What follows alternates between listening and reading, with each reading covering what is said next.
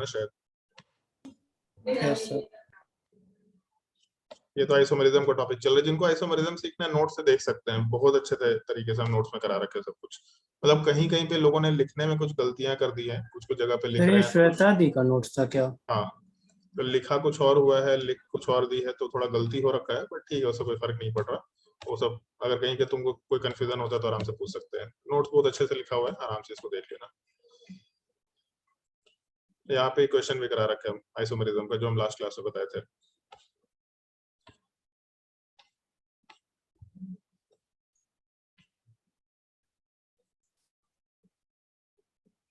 देख के तो शायद यही लग रहा है, टॉटोमराइजेशन।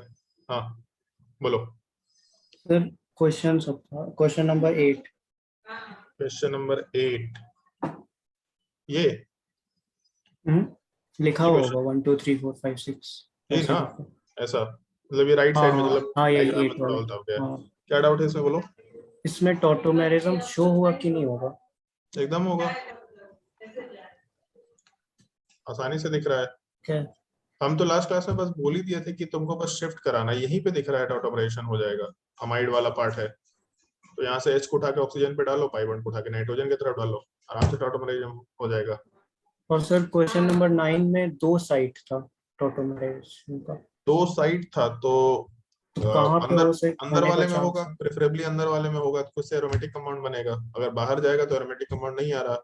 अगर पाई बॉन्ड अंदर शिफ्ट होता है, नाइट्रोजन पे हाइड्रोजन आता है, तो पायरोल टाइप का सिस्टम बन रहा है, तो इसीलिए अंदर होगा, ज्यादा स्टेबल यस सिस्टम मिल रहा है। यस और सर, और इलेक्ट्रोफिलिक साइट का एक फॉर्मूला लिखा हुआ था, वो क्लियर नहीं था इसमें। कौन सा? Electrophilic sites. इलेक्ट्रोफिलिक साइट्स आएंगे, उस चीज पे आएंगे हम, अभी के लिए रहने दो। और कुछ, नहीं और कुछ नहीं। और किसी को कोई डाउट हो और तो एक बताओ। हाँ, पिनोकॉल फॉर्मेशन में लिखा हुआ था 3489 रिंग नहीं बनता, तो ये सिर्फ क्योंकि पिनोकॉल बहुत फॉर्मेशन अनस्टेबल का है। होता है, क्योंकि बहुत अनस्टेबल होता है। 3 मेंबर रिंग, 4 मेंबर रिंग, 3 4 8 8 9 ना, यस सर। 5 6 7 बनेगा, अदरवाइज बाकी रिंग्स नॉर्मली नहीं तो बस बनते ये हैं। पिनोकॉल फॉर्मेशन का पार्ट है ना? हाँ, और कोई डाउट? No sir. किसी को डाउट नहीं है? इतने सारे क्वेश्चन बहुत डिफिकल्ट क्वेश्चन है इसमें, आसान क्वेश्चन नहीं है ये सब। चलो अच्छी बात है अगर डाउट नहीं आया तो। टॉटोमराइजेशन वाला पार्ट तो हम लोग डिस्कस कर चुके थे, तो आज हम लोग ड्यूटेरियम एक्सचेंज वाले पार्ट से डिस्कशन कर लेते हैं पहले, क्योंकि सिमिलर टाइप का पार्ट है ड्यूटेरियम एक्सचेंज। और इसके बाद कार्बोकेटाइन रीअरेंजमेंट वाले पार्ट का भी डिस्कशन मोस्ट ऑफ हम लोग कर लेंगे यहाँ पे। उसको हम अगले लेक्चर में लिख लेंगे, ज्यादा बेटर है, लेक्चर 7 में ही अगले पार्ट में लिख लेंगे। चलो ओके। तो जैसे हम लोग ना ड्यूटेरियम एक्सचेंज की बात करते हैं, तो हम आते हैं उस चीज पे जो लास्ट क्लास में हम लोग डिस्कशन किए थे, पहले उसी चीज पे आते हैं। मान लो जैसे ये कंपाउंड है, इस कंपाउंड वाले पार्ट का जब हम लोग बेसिक मीडियम में रिएक्शन कराए थे, जो हम लोग का टॉटोमराइजेशन का प्रोसेस था, तो सबसे पहला स्टेप अल्फा हाइड्रोजन वाले पार्ट से OH माइनस रिएक्शन किया था, यहाँ पे नेगेटिव चार्ज बना था। ये नेगेटिव चार्ज वाला पार्ट फिर हम लोगों के फॉर्मेशन के बाद रेजोनेंस में गया। जब रेजोनेंस में गया तो हम लोगों को आराम से O माइनस का फॉर्मेशन मिला, और H2O जो मीडियम में प्रेजेंट है, उस मीडियम के साथ O माइनस H प्लस के साथ कॉम्बिनेशन करने के लिए आराम से कंबाइन हुआ, और वहां से OH का फॉर्मेशन हुआ। ये हम लोग एक जनरल स्टेप होना चाहिए, नॉर्मली ऐसा बोल सकते हैं। और इसके बाद हम उल्टा स्टेप भी बताए थे कि यहाँ से जो हम लोग का बेसिक मीडियम है OH माइनस, ये OH माइनस वाला पार्ट H के साथ कंबाइन किया, अपने प्रोडक्ट वाले पार्ट में हम लोगों को O माइनस मिला। O माइनस वाला पार्ट रेजोनेंस में गया, जब रेजोनेंस में गया तो यहाँ से हम लोगों को कार्बन के ऊपर माइनस चार्ज का फॉर्मेशन मिला, और ये कार्बन के ऊपर माइनस चार्ज वाला पार्ट आराम से जो मीडियम में प्रेजेंट H2O है उसके साथ कंबाइन किया H प्लस के साथ, और कंपाउंड वापस से वहीं पहुंच गया जहाँ पे पहले से था। तो हम लोगों के पूरे स्ट्रक्चर को हम बिल्कुल एक सिंपल साइकिल में रिवर्सल प्रोसेस के लिए मेंशन कर दिए थे। थोड़ा मॉडिफिकेशन कर रहे हैं यहाँ पे। OH माइनस के जगह अगर मान लो OD माइनस है, तो H की जगह ड्यूटेरियम आ गया, तो OD माइनस तभी एग्जिस्ट करेगा जब H2O वाले पार्ट की जगह पे हम लोग के पास D2O होगा, तभी जाके OD माइनस एग्जिस्ट करेगा। अदरवाइज OD माइनस वाला पार्ट जब H2O के H प्लस के साथ कंबाइन कर गया तो वहां से HOD बना देगा। तो OD माइनस है बट वो मीडियम से H प्लस ले रहा है, तो HOD बन रहा है। फिर हो सकता है उसके बाद यहाँ से OH माइनस बन जाए, तो चीजें कॉम्प्लिकेटेड हो जाएंगी। हो सकता है बट चीजें कॉम्प्लिकेटेड हो जाएंगी। तो इसके आगे जो OH माइनस है उसके जगह पे OD माइनस डाल सकते हैं, उसके आगे भी हम लोग OD माइनस या D2O डाल सकते हैं। तो ये पूरे स्टेप में अगर हम लोगों ने OD माइनस इंट्रोड्यूस किया in the presence of D2O, तो जो हम लोग का थर्ड पार्ट है यहाँ पे, इस थर्ड पार्ट में हम लोग का O माइनस D2O के साथ कंबाइन करके D प्लस को एब्जॉर्ब करेगा, मतलब यहाँ पे OD का फॉर्मेशन करेगा। इसको येलो कलर से मार्क कर देते हैं, OD का फॉर्मेशन करेगा। फिर अगर वही OD माइनस वाला पार्ट, मतलब वो OH वाला पार्ट, वो जब वापस से कीटोन में कन्वर्ट हो रहा है, तो जो D प्लस है वो D प्लस OD माइनस के साथ कंबाइन किया, O माइनस का फॉर्मेशन हुआ। फिर जब O माइनस का फॉर्मेशन हुआ तो O माइनस रेजोनेंस में गया, इसके अगले स्टेप में नेगेटिव चार्ज बना। बट यहाँ एक पॉइंट आ जाएगा, जो नेगेटिव चार्ज बना वो नेगेटिव चार्ज इस बार D प्लस के साथ कंबाइन कर रहा है। अगर ये D प्लस के साथ कंबाइन कर रहा है, इसका मतलब जहां पे अपने पास पहले H था वहां पे H के जगह D आने वाला है, ऐसा हम लोग आराम से बोल सकते हैं। तो H के जगह पे अगर D आ गया, this is called as deuterium exchange. हम लोग H को रिप्लेस कर दे रहे हैं, H को उसके हायर आइसोटोप के साथ रिप्लेस कर रहे हैं। इस चीज को हम लोग सिंपली ड्यूटेरियम एक्सचेंज बोला करते हैं। एक मिनट, ड्यूटेरियम एक्सचेंज बोला करता है। कुछ नहीं करना, बस H की जगह पे हम लोग को ड्यूटेरियम को डालना है। तो इस केस में हम लोग का ये स्टेप फॉलो हो सकता है। बट एक और भी तो पॉइंट बोल सकते हैं ना यहाँ पे, कि यहाँ जो ड्यूटेरियम आया, कोई एक सवाल का जवाब दो, कार्बन हाइड्रोजन में और कार्बन ड्यूटेरियम में ज्यादा बॉन्ड स्ट्रेंथ किसका होता है? Bond strength sir carbon deuterium का। ड्यूटेरियम का। कार्बन ड्यूटेरियम का। ये हमें क्वेश्चन CD के फॉर्मेट में बोले भी थे तुम लोगों को पता करने के लिए। क्यों ज्यादा स्ट्रॉन्गर होता है उसके पीछे रीजन भी बताए थे। हेवियर बॉन्ड्स जो होते हैं उसके अंदर बॉन्ड वाइब्रेशन कम होगा, भारी बॉन्ड है, हिलेगा डुलेगा नहीं। तो जब हम लोग हीट देते हैं तो हीट देते वक्त बॉन्ड वाइब्रेट करना शुरू करता है, और वो वाइब्रेशन इतना स्ट्रांग हो जाता है कि चीजें ब्रेक कर जाती हैं। मतलब मान लो कोई चीज हम लोग बहुत तेजी से झटका दे रहा है तो कभी कभी टूट जाता है। तो कार्बन ड्यूटेरियम का बॉन्ड हेवियर है, मतलब उसमें वाइब्रेशन कम होगा, और अगर वाइब्रेशन कम होगा तो उसको जब हम लोग मतलब ब्रेक करने के पॉइंट पे लाना चाहेंगे तो ज्यादा हीट डालना पड़ेगा। बहुत ज्यादा हीट डालेंगे तब जाके वो ब्रेकिंग पॉइंट अचीव हो पाएगा, इसलिए बॉन्ड स्ट्रेंथ वाला पार्ट ज्यादा है। तो अगर मान लो कि हम यहाँ पे ऐसा एक पॉइंट बोले कि हम लोग का जो अगला OD माइनस है उसको फिर से ऑटोमराइजेशन कराना है, क्योंकि टू एंड फ्रो प्रोसेस चल रहा है, रिवर्सल प्रोसेस है। अगर OD माइनस रिएक्शन करना चाहे वापस से, तो इसके पास इस बार दो ऑप्शन है, H प्लस के साथ कंबाइन कर सकता है या D प्लस के साथ कंबाइन कर सकता है। इसके पास दोनों ऑप्शन है। बट ज्यादा बेटर कौन सा है? तो क्योंकि कार्बन हाइड्रोजन का बॉन्ड स्ट्रेंथ कम है, मतलब उस बॉन्ड को ब्रेक करना रिलेटिवली आसान होगा। तो कार्बन हाइड्रोजन के बॉन्ड को हम लोग ज्यादा इजीली ब्रेक कर पाएंगे as compare to carbon deuterium. इसका मतलब ये पहला प्रोसेस होना चाहेगा, ये दूसरा प्रोसेस नहीं होना चाहेगा। अगर हम लोग फर्दर फिर से ऑटोमराइजेशन कराना चाहे, फिर से H हटेगा, माइनस चार्ज बनेगा, वो माइनस चार्ज वाला पार्ट फिर से आगे के प्रोसेस में जा सकता है, और जाने के बाद फिर से अगर उसको रिवर्स में डालना शुरू करते हैं तो जब रिवर्स में डालेंगे तो यही स्टेप आएगा। बस यहाँ पे एक मॉडिफिकेशन है कि यहाँ पे एक ड्यूटेरियम पहले से है, फिर उसका नेगेटिव चार्ज बना, फिर माइनस चार्ज आया, फिर वो मीडियम से फिर से D प्लस ले सकता है। मतलब अगर हम लोग चाहे तो हम लोग यहाँ जब OD माइनस इंट्रोड्यूस किए तो जो ड्यूटेरियम है वो तो नहीं हटने वाला। इनफैक्ट हम लोग का जो एक और हाइड्रोजन है यहाँ पे बचा हुआ, उसमें से कोई एक हटेगा और उसके जगह नया ड्यूटेरियम आराम से इंट्रोड्यूस हो सकता है। तो ये स्टेप तो और फर्दर भी हो सकता है, तीसरे हाइड्रोजन को भी आराम से हटा करके यहाँ ड्यूटेरियम लाया जा सकता है। और ये चीज अगर राइट साइड में है तो यहाँ पे लेफ्ट में भी अपने पास 3 हाइड्रोजन है, ये तीनों के जगह पे हम लोग का ड्यूटेरियम आ सकता है।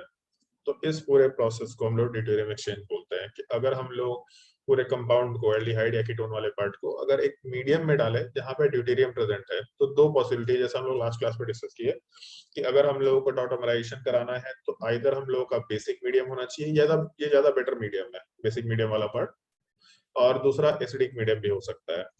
अगर हम लोगों को एसिडिक मीडियम या बेसिक मीडियम में ऑटोमराइजेशन मिल रहा है, बेसिकली अल्फा कार्बन पे रिएक्शन मिल रहा है, तो हम लोग आराम से ऐसा सोच सकते हैं कि हम लोगों का बेसिक मीडियम में OH माइनस था in the presence of H2O, और एसिडिक मीडियम में H प्लस था in the presence of H2O।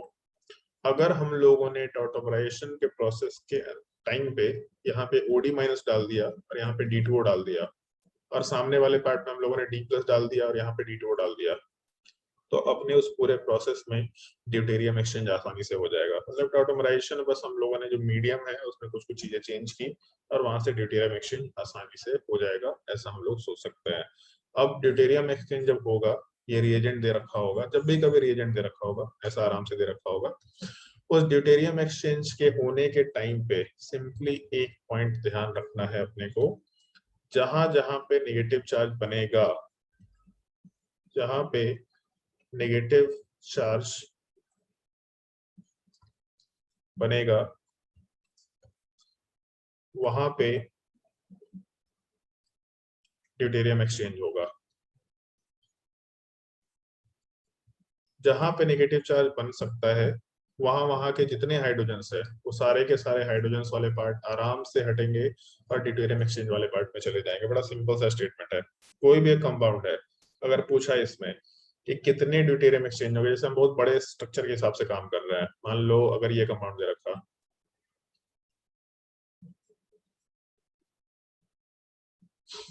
ठीक है, मान लो ये कंपाउंड है, पूछा है इसमें फाइंड द टोटल, ये वो तो स्टैंडर्ड सवाल का पार्ट है, ये हमेशा पूछा गया भी है, पूछा जा भी सकता है, कोई दिक्कत वाली चीज नहीं है। Find the total replaceable hydrogen during D exchange. Deuterium exchange के टाइम पे कितने रिप्लेसेबल हाइड्रोजन है, सिंपली ये देखो कहाँ कहाँ निगेटिव चार्ज बन रहा है। अब जैसे लास्ट क्लास में बोले थे कि यहाँ का हाइड्रोजन हटाएंगे तो निगेटिव चार्ज रेजोनेंस में नहीं जा सकता, यहाँ पे टॉटमराइजेशन नॉर्मली नहीं हो रहा। बट अगर हम लोग नेगेटिव चार्ज बनाना शुरू करें, इधर नेगेटिव चार्ज बन सकता है, मालूम पड़ रहा है कि रेजोनेंस में जाएगा, ये आगे जाएगा, ये आगे जाएगा, और ऑक्सीजन पे नेगेटिव चार्ज आएगा, मतलब यहाँ नेगेटिव चार्ज पॉसिबल है। बट जब ये रेजोनेंस में जाएगा तब उस प्रोसेस में सबसे पहले तो हम लोग का जो अगला स्ट्रक्चर है वो ऐसा कुछ बन के आने वाला है, यहाँ पे नेगेटिव चार्ज, सबसे पहला स्ट्रक्चर तो यही होने वाला है। तो यहाँ जो नेगेटिव चार्ज बना, वो नेगेटिव चार्ज भी मीडियम में प्रेजेंट वाटर के साथ कंबाइन करके रुक सकता है कुछ देर के लिए, फिर हो सकता है फिर से टॉटमराइजेशन हो, फिर से वहां से H+ हटे। बट जहां नेगेटिव चार्ज बना वो नेगेटिव चार्ज आराम से न्यूट्रलाइजेशन भी कर सकते हैं, यहाँ पे H को एब्जॉर्ब करके आराम से न्यूट्रलाइजेशन कर सकता है। फिर यहाँ से H हटेगा, बेसिक मीडियम के होने की वजह से, एसिडिक मीडियम के होने की वजह से, फिर माइनस चार्ज बनेगा, वो प्रोसेस आगे बढ़ सकता है। तो यहाँ पे अगर अपने पास दो हाइड्रोजन्स है मान लेते हैं, तो उसमें से एक हाइड्रोजन हटेगा, माइनस चार्ज बनेगा, वो माइनस चार्ज रेजोनेंस में जाएगा। बट अगर मान लो कि हम लोगों ने मीडियम में D2O डाला, तो जो माइनस चार्ज यहाँ था वो माइनस चार्ज ड्यूटेरियम को एक्सेप्ट करेगा, मतलब माइनस चार्ज जब हटेगा तो यहाँ ड्यूटेरियम आएगा। बट जब दूसरा OD- रिएक्शन करेगा तो H के साथ कंबाइन करके उसको हटा के नेगेटिव चार्ज बनाएगा और प्रोसेस आगे बढ़ेगा। मतलब अपने प्रोसेस में इससे मतलब नहीं है कि नेगेटिव चार्ज पहला कहाँ बन रहा, वो नेगेटिव चार्ज अगर रेजोनेंस में जा सकता है तो जहां जहां नेगेटिव चार्ज बनाएगा, जहां कहीं भी नेगेटिव चार्ज बनाएगा, उन सारे पोजीशंस पे जितने हाइड्रोजन है सबको रिप्लेस कर सकते हैं हम लोग, सारे हाइड्रोजन रिप्लेसेबल है। तो टॉटमराइजेशन वाले पार्ट के पूरे इनिशियल स्टेप में हम लोग ये चीज आराम से सोच सकते हैं। यहाँ पे एक नेगेटिव चार्ज बन सकता है, एक पॉसिबिलिटी, ये रेजोनेंस में जाएगा, यहाँ दूसरा नेगेटिव चार्ज बन सकता है, दूसरी पॉसिबिलिटी। और अगर हम लोग इन सारे पोजीशंस के हिसाब से हाइड्रोजन काउंट करें, तो पहले वाले पोजीशन में 3 हाइड्रोजन है, उसके बाद दूसरे वाले में 1 हाइड्रोजन, तीसरे वाले में 1 हाइड्रोजन, तो यहाँ से टोटल 5 हाइड्रोजन हो गए रिप्लेसेबल। और लेफ्ट साइड में भी तो हम लोग आराम से नेगेटिव चार्ज बना सकते हैं, यहाँ 3 हाइड्रोजन है, इसका मतलब यहाँ से हम लोग को 3 हाइड्रोजन आराम से मिल जाएगा। टोटल मिला करके हम लोग के पास 8 रिप्लेसेबल हाइड्रोजन है, ऐसा हम लोग आराम से कंसिडर कर सकते हैं। मतलब टोटल मिला करके 8 रिप्लेसेबल हाइड्रोजन से ये हम लोग आराम से देख सकते हैं। इस चीज का थोड़ा अपने को ध्यान रखने का है। तो एक कंपाउंड अगर देगा तो वो तो एक स्टैंडर्ड सवाल का पार्ट है, find the total number of replaceable hydrogen, जितने भी हाइड्रोजन रिप्लेसेबल हैं वो सारे का अपने को मालूम करना है value. Find the total number of replaceable hydrogen, उस केस में जहां जहां कंपाउंड नेगेटिव चार्ज बना सकता है वहां वहां पे जितने हाइड्रोजन है सबको हम लोग आराम से रिप्लेसेबल हाइड्रोजन के केस में डाल सकते हैं। इस पूरे टॉपिक में अगर किसी को कोई डाउट है तो पूछ सकते हैं, छोटा टॉपिक है, वो ज्यादा ऐसा वास्ट टॉपिक नहीं है, टॉटमराइजेशन से रिलेटेड टॉपिक है काइंड ऑफ। कोई डाउट है तो पूछ लो। सर टॉटोमराइजेशन होगा तभी ड्यूटेरियम एक्सचेंज हो सकता है। क्या बोल रहा है सर मतलब अगर बिना टॉटोमराइजेशन के ड्यूटेरियम एक्सचेंज नहीं हो सकता। नहीं, बिना टॉटमराइजेशन के उसी प्रोसेस का पार्ट है ये। अगर वो प्रोसेस हो रहा है, टॉटमराइजेशन का जो मैकेनिज्म है, अगर वो स्टेप्स हो रहे हैं तो हम लोग का ड्यूटेरियम एक्सचेंज होगा। अगर वो स्टेप्स पॉसिबल नहीं है तो फिर ड्यूटेरियम एक्सचेंज पॉसिबल नहीं है। और कोई डाउट तो बताओ। वो स्टेप्स होना जरूरी है, जो रिएक्शन मैकेनिज्म का स्टेप्स है ड्यूरिंग टॉटोमराइजेशन, उस टाइम पे ये चीजें हो पाएंगी। बताओ भाई, और कोई डाउट है तो किसी को। तो ये हमारे ड्यूटेरियम एक्सचेंज वाले पार्ट का टॉपिक था। इसके बाद हम लोग को ओजोनलिसिस का एक टॉपिक डिस्कस करना है। ऑल्दो हम तुम लोगों को बोले थे कि कार्बोकेटायन रीअरेंजमेंट का हम लेक्चर भेजेंगे। कार्बोकेटायन रीअरेंजमेंट में तुम लोगों को क्वेश्चन सॉल्व करने हैं। टॉपिक बहुत ही छोटा है, बहुत ही प्रिसाइज टॉपिक है। वो हम सजेशन देंगे, तुम लोग खुद से करो। उस टॉपिक को खुद से आराम से सीख सकते हैं, बहुत मुश्किल टॉपिक नहीं है। उसमें कुछ स्टेप्स तुमको सुनने हैं, जो हम बोल रहे हैं एग्जैक्टली उस चीज को सुनना है, और उसके बाद उन स्टेप्स को आराम से इम्प्लीमेंट करना है।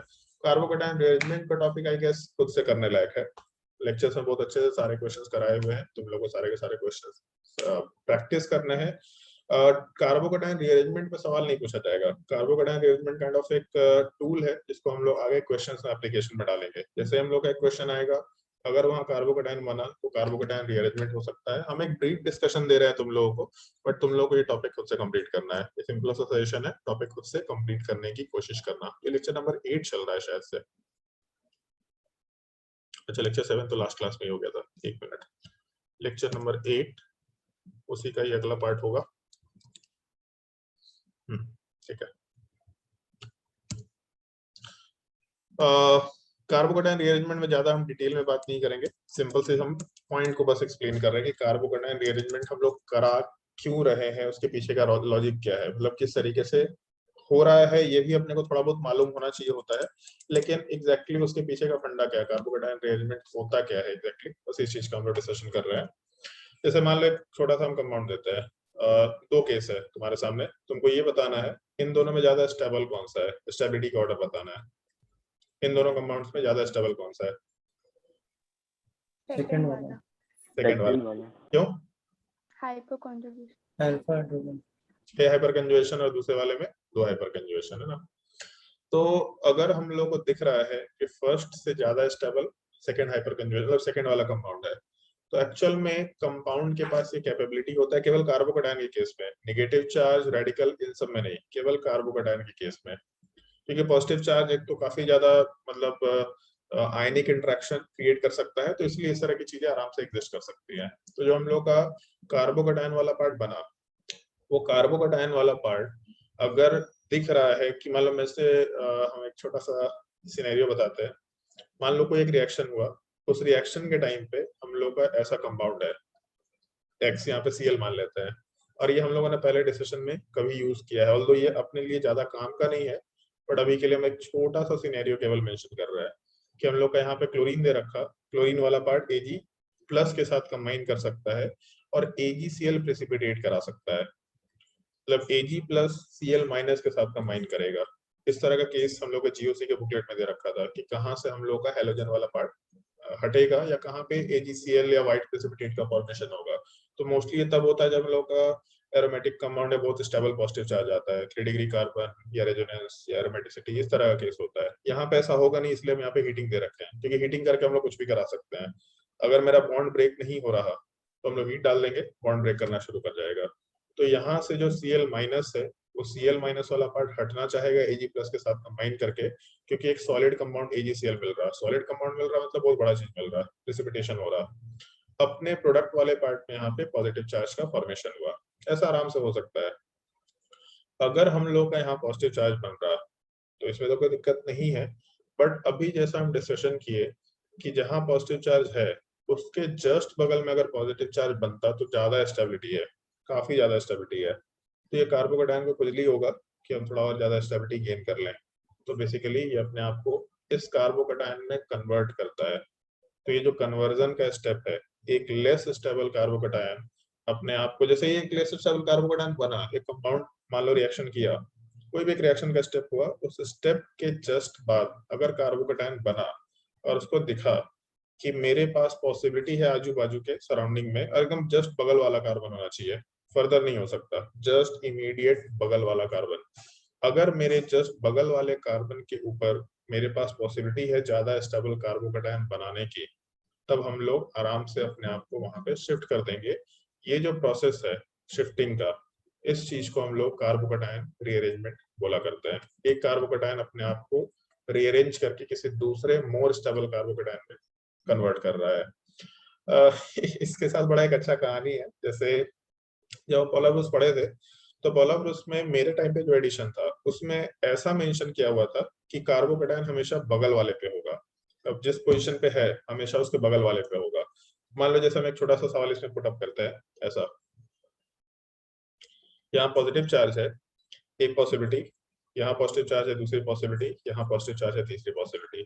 फर्स्ट सेकंड थर्ड में सबसे ज्यादा स्टेबल कौन सा, मतलब स्टेबिलिटी का ऑर्डर बताना है 1 2 3 में स्टेबिलिटी का ऑर्डर।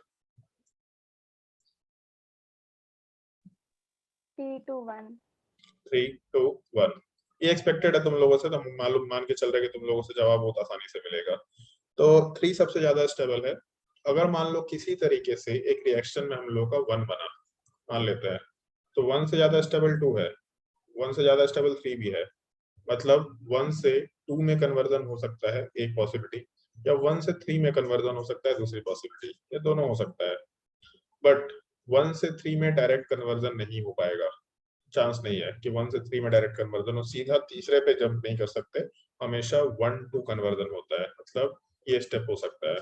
ये बात अलग है कि 2 से ज्यादा स्टेबल भी 3 है, तो ये पार्ट भी हो सकता है, कोई दिक्कत नहीं है। मतलब 1 वाला पार्ट 3 में जाएगा, डायरेक्टली जंप नहीं कर रहा, स्टेप बाय स्टेप जंप कर रहा है। हमको ये पता था कि स्टेप बाय स्टेप चीजें चेंज होती है, 1 2 1 2 1 2 शिफ्टिंग, इसको हम लोग 1 2 शिफ्टिंग बोलते हैं, क्योंकि जिस कार्बन पे से जिस बगल वाले पे शिफ्ट होना है तो इसको 1 2 शिफ्टिंग बोलते हैं। ये होता है, बट हमको ये नहीं मालूम था कि 1 2 ऐसा कंसेक्यूटिवली हो सकता है, ये बस मालूम नहीं था कि इस तरह का कंसेक्यूटिव शिफ्टिंग हो सकता है। ये बुक्स में दे नहीं रखा था जो हम पढ़ रहे थे। MS चौहान में जो सवाल देता था उसमें जैसे हम क्वेश्चन सॉल्व किए, तो क्वेश्चन सॉल्व करके मालूम पड़ेगा कार्बोकेटायन बना, तो हमको दिख रहा रीअरेंजमेंट है तो रीअरेंज करके नया कार्बोकेटायन बनाए, बट प्रोडक्ट उसके हिसाब से दे नहीं रखा। एक ऑप्शन है जो वो प्रोडक्ट के हिसाब से, मतलब इस कार्बोकेटायन के हिसाब से है, बट आंसर गलत दे रखा, आंसर कुछ और दे रखा है। तो हमको समझ ही नहीं आता था कि यहाँ पे आंसर कैसे आ गया। तो हम उस तरह के क्वेश्चंस में हमको नहीं मालूम था कि ऐसा भी रीअरेंजमेंट हो सकता है, फर्दर और पॉसिबिलिटी है रीअरेंजमेंट का। जब तक पॉसिबिलिटी है तब तक रीअरेंजमेंट होता जाएगा, जब तक कि मोस्ट स्टेबल कार्बोकेटायन ना बन जाए। तो हमको नहीं मालूम था ये चीज, बट हम देखते थे कि मेरा प्रोडक्ट तो ये है, अगर ये प्रोडक्ट है तो यहाँ से आना चाहिए, मतलब यही कार्बोकेटायन होना चाहिए। अब हमको मालूम नहीं कि ये कार्बोकेटायन तक जाए कैसे, लेकिन हमको इतना मालूम यहाँ से इधर जा सकते हैं, तो हम खुद से सोचे कि अच्छा यहाँ पे आगे कैसे जा सकते हैं। पर हम क्वेश्चन में साथ में लिख देते थे जबरदस्ती का मैकेनिज्म है, क्योंकि हमको मालूम नहीं था कि ऐसा होता है। एक्चुअल में होता था बट मेरे हिसाब से नहीं होता था, तो हम साइड में लिख देते थे कि जबरदस्ती का मैकेनिज्म है। ये सब चीजें बहुत ज्यादा मेरा ऑर्गेनिक में ग्रोथ कराया कि अगर कोई एक आंसर है तो ये आंसर कैसे होगा। पहली बार में जब आप सीखते हैं तो आपको तो ये नहीं समझ में आता कि इसका क्या होना चाहिए, कोई दिक्कत नहीं है, क्वेश्चन सॉल्व कर रहे हैं, नहीं समझ में आ रहा कि इसको कैसे अप्रोच करना चाहिए, क्वेश्चन छोड़ना नहीं है, पहले तो दिमाग लगाओ, नोट्स वगैरह पलट के देखो, फिर उसके बाद भी नहीं समझ में आ रहा तो फिर आंसर देखो कि आंसर एग्जैक्टली क्या है, क्योंकि ऑर्गेनिक बहुत लॉजिकल अप्रोच है। अगर मैंने वो लॉजिक निकालना सीख लिया तो बस वही सीखना है अपने को। तो आंसर अगर ये है तो ये आंसर कैसे आया, अगर मेरा यहाँ रिएक्टेंट है, कुछ चीजें मुझे मालूम है, सॉल्व कर सकते हैं, बट ये आंसर है फाइनल, तो ये आंसर कैसे आएगा, ये चीजें सोचना। ये इसको हम लोग रेट्रोसिंथेसिस भी बोलते हैं। ये रिएक्टेंट के केस में चलता है कि अगर ये प्रोडक्ट है तो यहाँ तक कैसे पहुंच सकते हैं, that is called as retrosynthesis. अगर ये प्रोडक्ट बनाना है तो उल्टे डायरेक्शन में चलो, इसको बनाने के लिए ये चाहिए, इसको बनाने के लिए ये चाहिए, इसको बनाने के लिए ये चाहिए, that is called as retrosynthesis. तुमको ये रेट्रो स्टेप्स करना है कि अगर यही प्रोडक्ट है तो ये अप्रोच कैसे आएगा, ये प्रोडक्ट बनाने के लिए क्या चाहिए। तो ऐसा उल्टा कनेक्शन लॉजिक निकालने की कोशिश करना, ये क्वेश्चन को सॉल्व करने का बहुत ही पावरफुल टूल होगा। इनफैक्ट दुनिया ऐसे ही चलता है। जैसे मान लो तुमको कोडिंग सीख रहे हैं, जैसे कोडिंग का एग्जांपल आया तो 2 दिन पहले, तो कोडिंग में ये नहीं होता कि आपको सीखना है केवल कोडिंग, कोडिंग तो सीख लिया, उसके बाद ये होता है कि हमको ये बनाना है। तो जब ये बनाना है तो उसको बनाने के लिए इससे पहले का स्टेप क्या, उससे पहले का स्टेप क्या, उससे पहले का स्टेप क्या, उससे पहले का स्टेप क्या। तो ये रिवर्स इंजीनियरिंग चलता है कि अगर ये चाहिए तो उसको करने के लिए अपने पास क्या क्या चीजें होनी चाहिए, क्या क्या स्टेप्स होने चाहिए। तुम खाना बनाने का एग्जांपल ले लो ना, कि मान लो क्या बनवाया जाए, कोई अच्छा सा खाना का नाम, चलो मान लो खीर बनाना है, तो खीर बनाने का स्टेप क्या होना चाहिए, चाय बनाना है, चाय बनाने का स्टेप क्या होना चाहिए। तो हमको मालूम है कि इसका प्रोसेस तो ये है कि हम लोग लाइटर से इसको ऑन करते हैं, दूध खोलता है, दिस है दैट, वो सारे प्रोसेसेस मालूम पड़ चुके हैं। बट अगर हमको चाय चाहिए तो चाय बनाने के लिए क्या क्या प्रोसेस है, तो उसमें जैसे अगर आप अदरक पहले डाल देंगे तो चाय पड़ जाएगा, ऐसा नहीं कर सकते। तो बहुत तरह की इसमें चीजें हैं। तो जैसे हम लोग अगर सारे स्टेप्स को सोचना शुरू करें बैकग्राउंड में जाके कि अच्छा चाय बनाने के लिए क्या क्या प्रोसेस चाहिए, तो सबसे पहले दूध डालेंगे, उसको थोड़ा खौलाएंगे, उसमें चीनी डालेंगे, चाय पत्ती डालेंगे, फिर और खौलाएंगे, फिर उसमें अदरक डालेंगे, तो उसको खौलाएंगे, चाय रेडी हो गया। तो पूरा ये रिवर्स, चाय बनाने के लिए अपने पास क्या क्या स्टेप्स होने चाहिए। अब उसे उससे भी पहला स्टेप कि पहले तो एक पतीला लाएंगे, पतीला धोएंगे क्योंकि गंदा ही पड़ा रहेगा हमेशा, फिर उसको गैस पे चढ़ाएंगे। तो ऐसा भी हो सकता नहीं गैस पे चढ़ा कर गैस ऑन करे, या फिर पहले गैस ऑन करके गैस पे चढ़ाए उसको। कभी कभी ऐसा होता है कि जब बर्तन गैस पे चढ़ा देते हैं तो फिर ऑन नहीं हो पाता है। तो ये भी एक चीज हो सकता है कि नहीं भाई पहले तो ऑन करेंगे तब उसमें पतीला डालेंगे, ऐसा भी हो सकता है। इसमें एक प्रॉब्लम है कि अगर आपने गैस ऑन कर दिया, पतीला उस पर डाला, पतीला बहुत गर्म हो गया, तो जब आप उसमें दूध डालेंगे तो एकदम से वो थोड़ा जल जाता है, तो ये भी गड़बड़ है। तो फिर ज्यादा आइडियल प्रोसेस क्या होता है कि पतीला में दूध डाल दो, गैस पे चढ़ा के ऑन कर दो, फिर पहले गैस ऑन करो, पूरा पतीला डाल दो। ये एक आइडियल प्रोसेस हो सकता है। तो उसको करने के स्टेप्स में बहुत सारे मिस्टेक्स हो सकते हैं, बट वही है कि जब तक वो करेंगे नहीं, जब तक स्टेप्स के बारे में सोचेंगे नहीं, तब तक अपने पास कोई ऑप्शन नहीं है। तो ये बहुत पावरफुल टूल होगा एक टाइम के बाद, जब ऑर्गेनिक के बेसिक सीख गए, प्रोडक्ट बनाना सीख गया, रिएक्शन मैकेनिज्म का आइडिया लग गया, तो रिवर्स इंजीनियरिंग चलेगा कि प्रोडक्ट अगर यही बनाना है तो कहाँ से शुरू करें। ये प्रोसेस सीख के मतलब ऑर्गेनिक केमिस्ट्री तुम्हारे हाथ में है। उसके बाद रिएजेंट्स भूलेंगे, रिएजेंट बहुत ऑब्वियस सी बात है भूलेंगे, बट वो रिएजेंट्स एक बार पढ़ेंगे फिर याद आ जाएगा कि अच्छा हाँ ये तो ये रिएजेंट था, फिर वो प्रैक्टिस का पार्ट हो जाएगा, उससे ज्यादा कोई दिक्कत नहीं। बट वो ऑर्गेनिक सीखना नहीं है, वो रिएजेंट्स याद करना, वो काइंड ऑफ मैथ्स को सॉल्व करने के लिए फॉर्मूला याद करना है कि a+b का whole square is equal to ये फॉर्मूला होता है। वो एक टूल है जो हम लोग रिएजेंट्स को बनाएंगे, अदरवाइज ऑर्गेनिक केमिस्ट्री रिएजेंट्स नहीं है।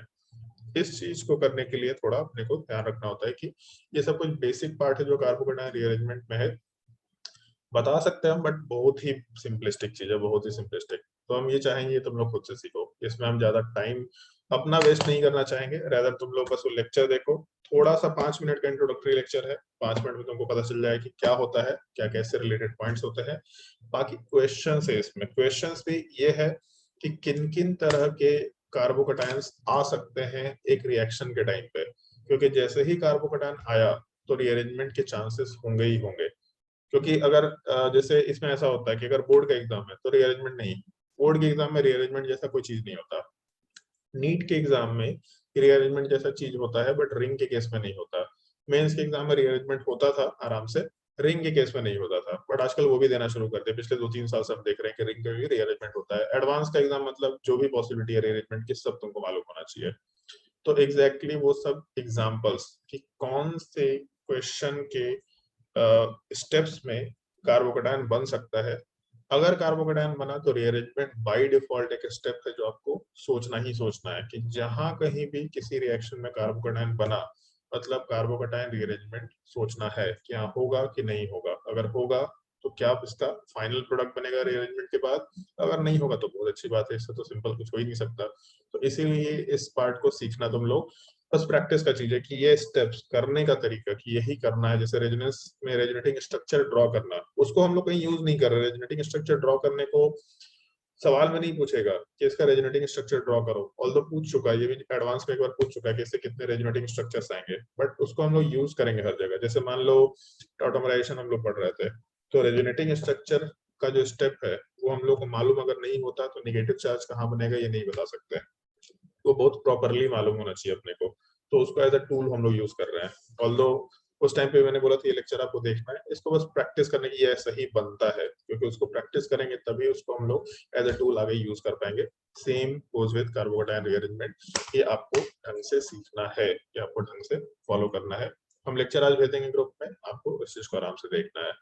ये कुछ बेसिक्स है। अच्छा एक बेसिक और है अपना, जैसे जब हम लोग प्रैक्टिकल ऑर्गेनिक केमिस्ट्री की बात करते हैं तो जो हम लोग का ये होता है मोनोक्लोरो प्रोडक्ट, मोनोक्लोरो प्रोडक्ट के अलावा हम लोग के साथ साथ में एक और सिनेरियो चलता है ओजोनलिसिस का। तो ओजोनलिसिस का हम पूरा डिटेल्ड एक्सप्लेनेशन यहाँ पे दे देंगे तुम लोगों को, ताकि जब हम लोग ऑक्सीडेशन रिडक्शन वाला पार्ट पढ़ रहे होंगे तो मतलब हम मैकेनिज्म की बात नहीं कर रहे हैं, हम केवल बाकी बेसिक पॉइंट की बात कर रहे हैं। मैकेनिज्म सीखने के लिए हम लोग को थोड़ा भी वेट करना पड़ेगा। जब ऑक्सीडेशन रिडक्शन पढ़ेंगे तब हम वहां पे तुम लोगों को आराम से ये बताएंगे कि हम लोगों का जो मोनोक्लोरो ओजोनलेसिस वाला पार्ट है उसका मैकेनिज्म क्या होता है। मैकेनिज्म एनसीईआरटी में बहुत प्रिसाइज दिया हुआ है, बहुत प्रिसाइज। इस वजह से चांसेस है कि उस पर सवाल पूछे जाएंगे एडवांस में। मेंस में नॉर्मली नहीं पूछेगा, नीट में नॉर्मली नहीं पूछेगा अनटिल अनलेस की एडवांस में उसके ऊपर 1 साल सवाल आ जाए। जिस दिन एडवांस में सवाल आ गया फिर मेंस और नीट में पूछा जाएगा, बट पहला स्टेप एडवांस में ही आएगा उसमें। उसके स्टेप्स जिस तरीके से एनसीईआरटी में दे रखे होते रिएक्शन मैकेनिज्म के वैसा ही है, तो वो देख के बहुत डिटेल मालूम नहीं पड़ता कि उसका मैकेनिज्म क्या हो सकता है, बट उसका मैकेनिज्म पे आज तक सवाल नहीं आया है।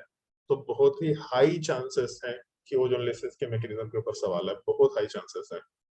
और अगर आएगा तो लोगों को मालूम भी नहीं होगा कि ये मैकेनिज्म एग्जैक्टली वर्क किस तरीके से करता है। तो हम लोग उस चीज का डिस्कशन जब हम ऑक्सीडेशन पढ़ा रहे होंगे तुम लोगों को, ऑक्सीडेशन में जब चीजें एक्सप्लेन कर रहे होंगे तो वहां पे हम लोग पुटअप करेंगे। अभी के लिए ओजोनलेसिस हम इसलिए बताना प्रेफर करते हैं क्योंकि ओजोनलेसिस इतना जनरलाइज रिएक्शन है कि किसी भी सिक्वेंशियल रिएक्शन में होता है, किसी भी सिक्वेंशियल रिएक्शन में होता है।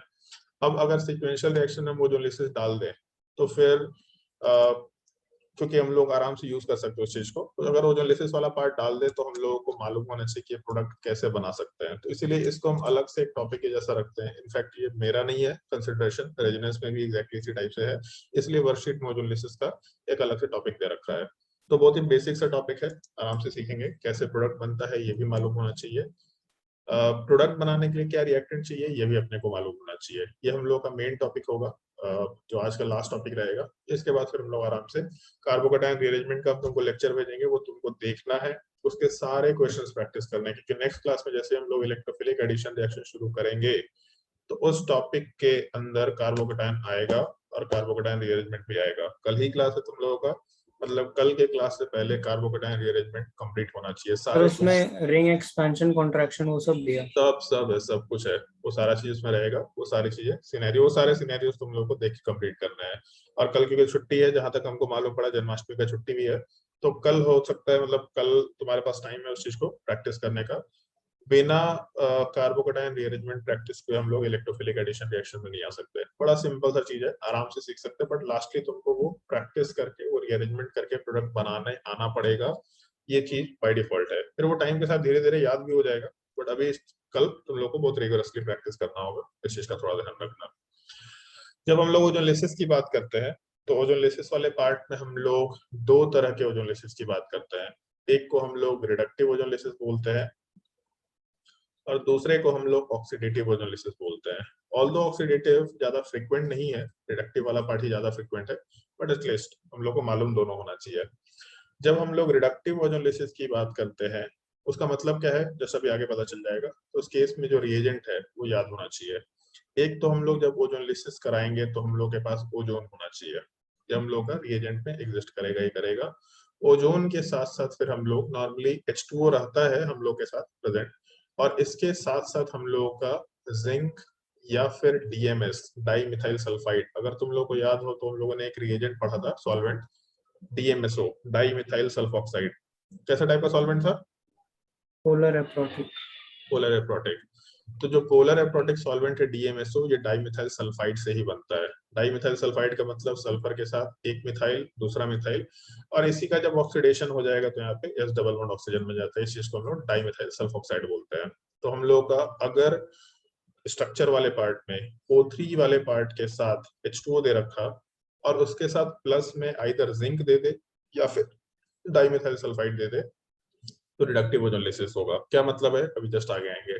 और जब ऑक्सीडेटिव ओजोनलिसिस होगा तो O3 के साथ H2O दे रखा होगा और कुछ नहीं। मतलब बेसिकली अगर जिंक या DMS है तो वो रिएक्शन मैकेनिज्म में ओजोन के साथ जब रिएक्शन होता है तो हम लोगों का ऑक्सीजन, नेसेंट ऑक्सीजन का फॉर्मेशन होता है। नेसेंट ऑक्सीजन बहुत ही स्ट्रॉन्ग ऑक्सीडाइजिंग कैरेक्टर रखता है, बहुत ही स्ट्रॉन्ग ऑक्सीडाइजिंग कैरेक्टर। वो जो नेसेंट ऑक्सीजन बनता है वो नेसेंट ऑक्सीजन जिंक या फिर DMS के साथ कंबाइन करके जिंक ऑक्साइड या फिर DMSO बनाता है। अगर वो नेसेंट ऑक्सीजन कंज्यूम नहीं हुआ तो कंपाउंड को फर्दर ऑक्सीडाइज कर सकता है। कैसे ऑक्सीडाइज कर सकता है आएंगे हम लोग उस चीज पे, बट ये एक स्टेप हो जाता है। तो अगर नेसेंट ऑक्सीजन को हटाने के लिए कोई रिएजेंट प्रेजेंट है जिंक या DMS तो फर्दर ऑक्सीडेशन नहीं होगा, उस चीज को हम लोग रिडक्टिव ओजोनलिसिस बोलते हैं। अगर ओजोनलिसिस के बाद फर्दर ऑक्सीडेशन हो गया तो that is called as oxidative ozonolysis. आएंगे हम लोग उस चीज पे, थोड़ा बहुत समझ में आएगा। अब जैसे मान लो, इससे पहले हम लोग एक छोटा सा डिस्कशन करेंगे, ये तुम लोगों को मालूम होना चाहिए। ऑक्सीडेशन का और रिडक्शन का बड़ा ही बेसिक पॉइंट है, बहुत ही सिंपलिस्टिक बेसिक पॉइंट है। ऑक्सीडेशन रिडक्शन में हम लोग इस चीज को काइंड ऑफ यूज कर सकते हैं। अगर मान लो मेरे पास एक कंपाउंड है अल्केन, तो अल्केन में अगर मेरे पास हाइड्रोजन दे रखा, इसमें हम एक और काम करते हैं सर, आर के साथ CH2 और यहाँ H। इस अल्केन वाले पार्ट में अगर ऑक्सीडेशन कराना है हमको, तो ऑक्सीडेशन का मतलब हम लोगों ने बचपन से सुना है एडिशन ऑफ ऑक्सीजन या रिमूवल ऑफ हाइड्रोजन। हम लोग काइंड ऑफ ऑर्गेनिक केमिस्ट्री में उसी चीज को यूज कर रहे हैं, काइंड ऑफ उसी चीज को यूज कर रहे हैं। तो आर के साथ जो CH2 के साथ H दे रखा, अगर ऑक्सीडेशन कराते हैं, और एक चीज ध्यान रखना, ये ऑक्सीडेशन बहुत मुश्किल से होता है। अल्केन का ऑक्सीडेशन बहुत रेयरली होता है। एनसीईआरटी में केवल 3 रिएजेंट्स हैं, वो 3 रिएजेंट्स क्लास 11th के केस में रिएक्शन ऑफ अल्केन में दे रखा है, वो अपने को याद रखना होता है, वो अपने अल्केन के बुकलेट में, मतलब ऑक्सीडेशन के बुकलेट में भी दे रखा है। उन तीनों केसेस को छोड़ के अल्केन का ऑक्सीडेशन नहीं होता, बिल्कुल नहीं हो सकता, पॉसिबल नहीं होता है। तो हम लोग अगर अल्केन से ऑक्सीडेशन कराते हैं, तो इस केस में कोई भी एक H जो है उसको हटा के हम लोग OH में कन्वर्ट करेंगे। ऑक्सीडेशन का बेसिक सेंस ऑर्गेनिक केमिस्ट्री में ऐसा ही वर्क करेगा कि H के जगह OH आ गया, हाइड्रोजन का रिमूवल भी हो गया, ऑक्सीजन का एडिशन भी हो गया। मतलब यहाँ पे इस कार्बन पे जो हाइड्रोजन अटैच था वो हट गया, ऑक्सीजन अटैच हो गया। तो इसमें H का रिमूवल और ऑक्सीजन का एडिशन, ये दोनों चीज हो गया। इसको हम लोग ऑक्सीडेशन का स्टेप बोलेंगे। अब इसके बाद एक चीज हम लोगों को ध्यान रखना है, अगर हम लोग यहाँ फर्दर ऑक्सीडेशन कराना चाहते हैं तो ऑक्सीडाइजिंग एजेंट यूज कर सकते हैं। हम नेसेड ऑक्सीजन के थ्रू काम कर रहे हैं अभी। जिस कार्बन पे इलेक्ट्रोनेगेटिव एटम होगा या स्पेशली ऑक्सीजन होगा, जिस कार्बन पे ऑक्सीजन होगा उस पे अगर हाइड्रोजन प्रेजेंट है तभी उस कार्बन का ऑक्सीडेशन होगा, और केवल उसी कार्बन का ऑक्सीडेशन या उसी कार्बन पे ऑक्सीडेशन होगा। फिर से हम रिपीट करें इस पॉइंट पे, जिस कार्बन पे हम लोग का ऑक्सीजन अटैच्ड है, अगर उस पे हाइड्रोजन प्रेजेंट है तब वहां पे ऑक्सीडेशन हो सकता है, तब उस कार्बन पे ऑक्सीडेशन हो सकता है। ऑक्सीडेशन होने का स्टेप सिंपल सा है, H की जगह OH आएगा। तो बेसिकली अगर हम लोग फर्दर ऑक्सीडेशन कराना चाहते हैं तो ये कार्बन चेन अपने किसी काम का नहीं है। जिस कार्बन पे ऑक्सीजन प्रेजेंट है उसी कार्बन के हाइड्रोजन से मतलब है। तो हम लोग ऑक्सीडेशन जब कराएंगे तो अपने स्टेप में R के साथ कार्बन, इसके ऊपर OH ग्रुप, और इस पे 2 हाइड्रोजन है, 2 हाइड्रोजन में से एक H को OH में कन्वर्ट कर दो और दूसरा हाइड्रोजन वैसे ही छोड़ दो, तो ये हम लोग का प्रोडक्ट बन सकता है। बट लास्ट क्लास में हम लोगों ने एक चीज डिस्कशन किया था, एक कार्बन पे 2 H ग्रुप अनस्टेबल होता है। ये हम लोग का डिस्कशन आज दूसरी बार चल रहा है। एक कार्बन के ऊपर 2 H ग्रुप अगर अनस्टेबल है तो यहाँ से H2 हटेगा और हम लोगों के प्रोडक्ट वाले पार्ट में C डबल बॉन्ड O का फॉर्मेशन होगा। तो बेसिकली अगर अल्कोहल है तो अल्कोहल वाला पार्ट ऑक्सीडेशन के बाद एल्डिहाइड या कीटोन में कन्वर्ट हो सकता है। डिपेंड करता है कौन सा अल्कोहल है, जो भी अल्कोहल है उसके हिसाब से डिसाइड करेंगे। तो एल्डिहाइड या कीटोन हो सकता है। तो अल्कोहल एक सर्टेन टाइप ऑफ कंपाउंड है, इसका फर्दर स्टेप ऑक्सीडेशन के बाद एल्डिहाइड कीटोन में कन्वर्ट होता है। अभी भी जिस कार्बन पे ऑक्सीजन अटैच्ड है उस कार्बन के ऊपर एक H प्रेजेंट है। अगर H प्रेजेंट है मतलब यहाँ पे फर्दर ऑक्सीडेशन पॉसिबल है। जब तक जिस कार्बन पे ऑक्सीजन अटैच्ड है और उस पर हाइड्रोजन हुआ तो उतने स्टेप तक हम लोग ऑक्सीडेशन करा सकते हैं। मतलब यहाँ पे ऑक्सीडेशन की पॉसिबिलिटी है। जब ऑक्सीडेशन होगा तो सिंपली H को OH में कन्वर्ट कर दो, इसका मतलब एसिड का फॉर्मेशन होने वाला है। तो अगर हम लोग अल्कोहल का ऑक्सीडेशन कराएंगे तो एल्डिहाइड या कीटोन मिलेगा, अगर एल्डिहाइड कीटोन का ऑक्सीडेशन कराएंगे तो कार्बोक्सिलिक एसिड मिलेगा। जब तक कार्बन से अटैच्ड ऑक्सीजन या फिर ऑक्सीजन से अटैच्ड कार्बन पे हाइड्रोजन प्रेजेंट है तब तक ऑक्सीडेशन हो सकता है। जैसे इसको ज्यादा बेटर समझना है तो यहाँ से समझ सकते हैं। मान लो हम लोग के पास एक कंपाउंड है मिथेनॉल, तो हम लोग अल्केन से शुरू नहीं कर रहे हैं, इसका ऑक्सीडेशन कराना है। तो जिस कार्बन पे ऑक्सीजन अटैच्ड है उस पे 3 हाइड्रोजन है, मतलब 3 ऑक्सीडेशन हो पाएगा। जब पहला ऑक्सीडेशन कराएंगे तो अपने प्रोडक्ट वाले पार्ट में 2 हाइड्रोजन बचेगा, एक कार्बन के ऊपर 2 OH ग्रुप आएगा, और वहां से H2 हटाएंगे तो हम सीधा यहाँ पे अब डबल बॉन्ड ऑक्सीजन डाल देते हैं, ताकि तुम लोगों को चीजें समझ में आए। जिस कार्बन पे ऑक्सीजन प्रेजेंट है उस पर अभी भी 2 हाइड्रोजन है, इसका मतलब अभी 2 ऑक्सीडेशन हो सकता है। तो जब अगला ऑक्सीडेशन कराएंगे तो हम लोग के प्रोडक्ट वाले पार्ट में H की जगह OH आ गया। अभी भी जिस कार्बन पे ऑक्सीजन प्रेजेंट है उस पे एक हाइड्रोजन और प्रेजेंट है, इसका मतलब प्रोडक्ट वाले पार्ट में हम लोग आराम से इस कंपाउंड वाले पार्ट में H को OH में कन्वर्ट कर सकते हैं। ये हम लोग का प्रोडक्ट आसानी से बनाया जा सकता है। और इस पूरे प्रोडक्ट में एक कार्बन के ऊपर 2 OH ग्रुप अभी भी प्रेजेंट है। तो शायद तुम लोग को याद होगा हम लोग का कार्बोनिक एसिड H2CO3 अनस्टेबल होता है और CO2 एंड H2O रिलीज करता है। तो H2CO3 CO2 और H2O में इसलिए भी कन्वर्ट हो जाएगा लॉजिकली, क्योंकि एक कार्बन के ऊपर 2 H ग्रुप अनस्टेबल होता है। तो हम लोगों का कार्बोक्सिलिक एसिड अगर फॉर्मिक एसिड रहा तो CO2 तक हम लोग प्रोडक्ट आराम से सोच सकते हैं। कहीं कहीं CO2 दे रखा होगा, कहीं कहीं H2CO3 दे रखा होगा। ये हम लोग एक स्टेप होगा ऑक्सीडेशन का। अगर मान लो हम लोग अल्कोहल से शुरुआत करें, बट ये अल्कोहल है और इस केस में ऑक्सीडेशन कराए, तो जिस कार्बन पे ऑक्सीजन प्रेजेंट है उस पर हाइड्रोजन दिख रहा, तो ऑक्सीडेशन हो सकता है। जब ऑक्सीडेशन होगा तो OH के जगह पे वहां पे सीधा डबल बॉन्ड ऑक्सीजन, H के जगह OH आएगा, सीधा डबल बॉन्ड बना दिया। अब जिस कार्बन पे ऑक्सीजन प्रेजेंट है उस पे कोई हाइड्रोजन नहीं है, उससे अटैच्ड कार्बन पे हाइड्रोजन है, बट जिस कार्बन पे ऑक्सीजन प्रेजेंट है उस पे कोई हाइड्रोजन नहीं है। इसका मतलब अगर यहाँ पे ऑक्सीडेशन कराना चाहे तो फर्दर ऑक्सीडेशन नहीं हो पाएगा। मतलब कीटोन के केस में फर्दर ऑक्सीडेशन पॉसिबल नहीं होता है। ऑल्दो एक रिएक्शन है बेयर्स-विलिगर्स ऑक्सीडेशन, ऑक्सीडेशन रिडक्शन में पढ़ेंगे हम लोग, वो पूरे कंपाउंड को ब्रेक करके एल्डिहाइड कीटोन में, सॉरी कार्बोक्सिलिक एसिड में कन्वर्जन करता है, बट वो पूरे कंपाउंड को ब्रेक करता है। वो हम लोग के नॉर्मल ऑक्सीडेशन का पार्ट नहीं है। एक और पार्ट है, सॉरी बेयर्स-विलिगर्स ऑक्सीडेशन हम गलत बोल दिए। जो स्ट्रॉन्ग ऑक्सीडाइजिंग एजेंट है KMnO4 K2Cr2O7, वो पूरे कंपाउंड को ब्रेक करके हम लोग के ऑक्सीडेशन में कार्बोक्सिलिक एसिड बनाता है, बट कंपाउंड को ब्रेक करता है। एक और रिएक्शन है बेयर्स-विलिगर्स ऑक्सीडेशन, वो ऑक्सीडेशन कर पाता है, वो ऑक्सीडेशन करके ईस्टर में कंपाउंड को कन्वर्ट करता है, बट बहुत ही स्पेसिफिक रिएक्शन हो गया, बहुत स्पेसिफिक रिएक्शन, इसलिए उसको जनरल सेंस से पुट नहीं कर रहे हैं हम लोग। बट ये याद मत रखना कि कीटोन का कभी ऑक्सीडेशन नहीं हो सकता। Generally ketone does not undergo oxidation. जो भी नॉर्मल रिएजेंट्स है जिसमें एल्डिहाइड आराम से ऑक्सीडेशन कर सकता है, कीटोन नहीं करने वाला। बहुत ड्रास्टिक कंडीशन में कीटोन ऑक्सीडाइज होता है अपने आप को ब्रेक करके, या फिर कभी कभी एक केस में बेयर्स-विलिगर्स ऑक्सीडेशन में हम लोग कीटोन को ईस्टर में कन्वर्ट कर पाते हैं। तो ये कुछ बेसिक्स था जो अपने को ऑक्सीडेशन का मालूम होना चाहिए, ऐसा बोल सकते हैं। अब इसमें ये भी पॉइंट है कि अगर हम लोगों को मालूम है कि हम लोग ऑक्सीडेशन जब करा रहे थे तो हम लोग का अल्कोहल वाला पार्ट ऑक्सीडाइज होके एल्डिहाइड में कन्वर्ट हुआ या कीटोन में कन्वर्ट हुआ, फिर कार्बोक्सिलिक एसिड में कन्वर्ट हुआ, तो हम लोग चलो इसको नीचे लिख लेते हैं कि हम लोग के ऑक्सीडेशन में अल्कोहल वाला पार्ट एल्डिहाइड या कीटोन में कन्वर्ट हुआ, बेसिकली कार्बोनिल कंपाउंड में कन्वर्ट हुआ, और ये पार्ट हम लोगों के एसिड में कन्वर्ट हुआ। ये हम लोगों के ऑक्सीडेशन का पार्ट था। तो ऑक्सीडेशन और reduction kind of reverse process है। अगर हम लोग रिडक्शन की बात करते हैं तो रिडक्शन वाले पार्ट में हम लोग का जो सबसे टॉप मोस्ट का पॉसिबिलिटी एसिड, ये पार्ट जब माइल्ड रिडक्शन में जाएगा या लिमिटेड रिडक्शन में जाएगा तो एल्डिहाइड में जा सकता है या फिर कीटोन में जा सकता है, और जब उसका फर्दर रिडक्शन कराएंगे तो हम लोग अल्कोहल तक जा सकते हैं। जो मेरा पॉइंट था कि हम लोग जब ऑक्सीडेशन कराते हैं तो अल्कीन का ऑक्सीडेशन नॉर्मली नहीं होता। अगर अल्केन का ऑक्सीडेशन नॉर्मली नहीं होता तो अल्केन तक रिडक्शन भी नॉर्मली नहीं होता। कुछ रिएजेंट्स को छोड़ के अल्केन तक रिडक्शन कंपाउंड का नहीं होता है। जनरली जितने भी रिडक्शंस है वो अल्कोहल तक जाके रुक जाते हैं। कुछ reactions red phosphorus plus HI ये हम लोग के अल्केन का फॉर्मेशन करता है, बट क्योंकि केवल कुछ रिएक्शंस अल्केन को ऑक्सीडाइज कर सकते हैं तो सिमिलरली कुछ रिएक्शंस ही अल्केन तक रिडक्शन कर पाएंगे। क्या क्या रिएक्शंस हो सकते हैं, क्या रिएजेंट्स हो सकते हैं, जब टाइम आएगा तो पता चल जाएगा अभी के लिए, बट ये बेसिक पॉइंट अपने को मालूम होना चाहिए कि अल्कोहल से हम लोग एल्डिहाइड कीटोन में, एल्डिहाइड कीटोन से हम लोग फर्दर एसिड में जा सकते हैं, और सिंपली रिवर्स का भी पॉसिबिलिटी है कि रिडक्शन से हम लोग के टाइम पे हम लोग एसिड से एल्डिहाइड कीटोन में और एल्डिहाइड कीटोन से आराम से अल्कोहल में जा सकते हैं। ये कुछ बेसिक्स हैं जो अपने को मालूम होना चाहिए, पता होना चाहिए।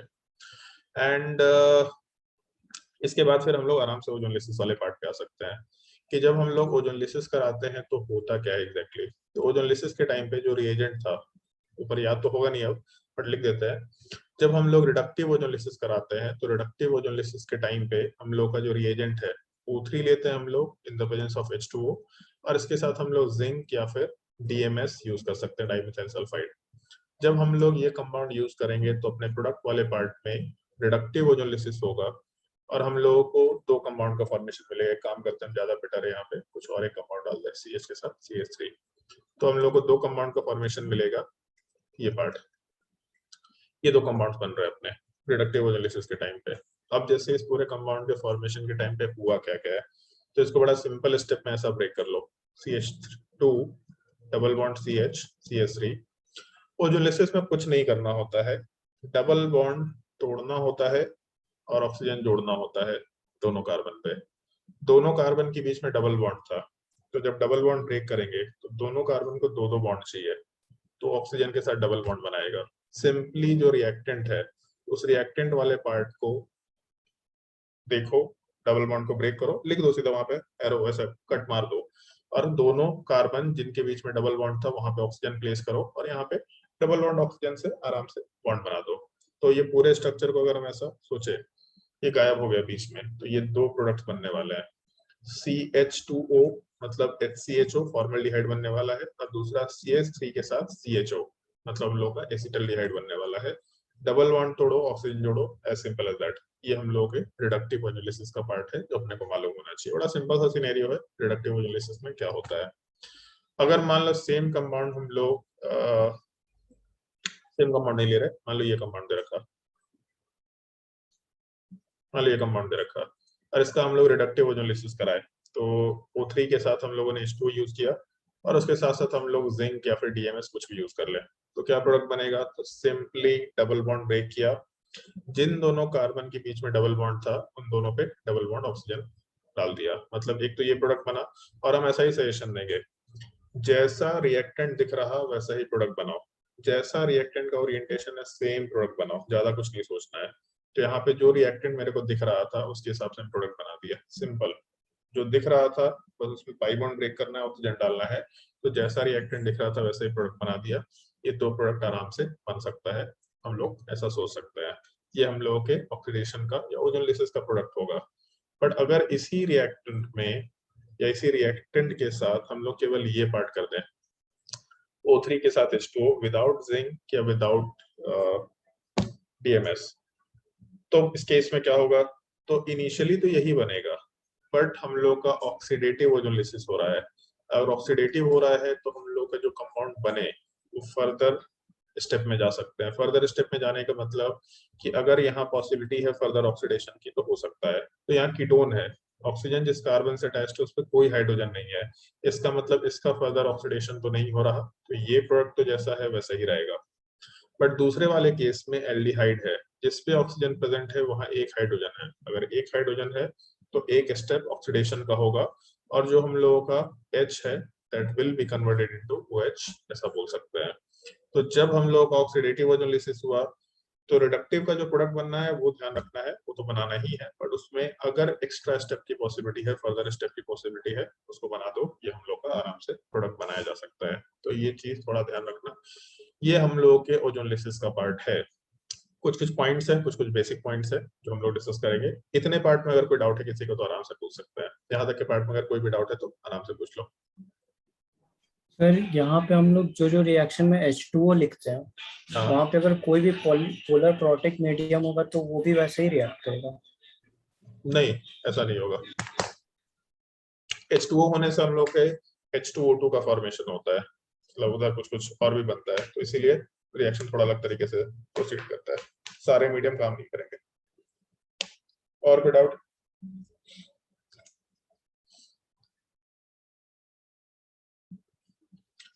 चलो ठीक है, तो कुछ बेसिक पॉइंट है जो हम लोग डिस्कशन में यूज करेंगे।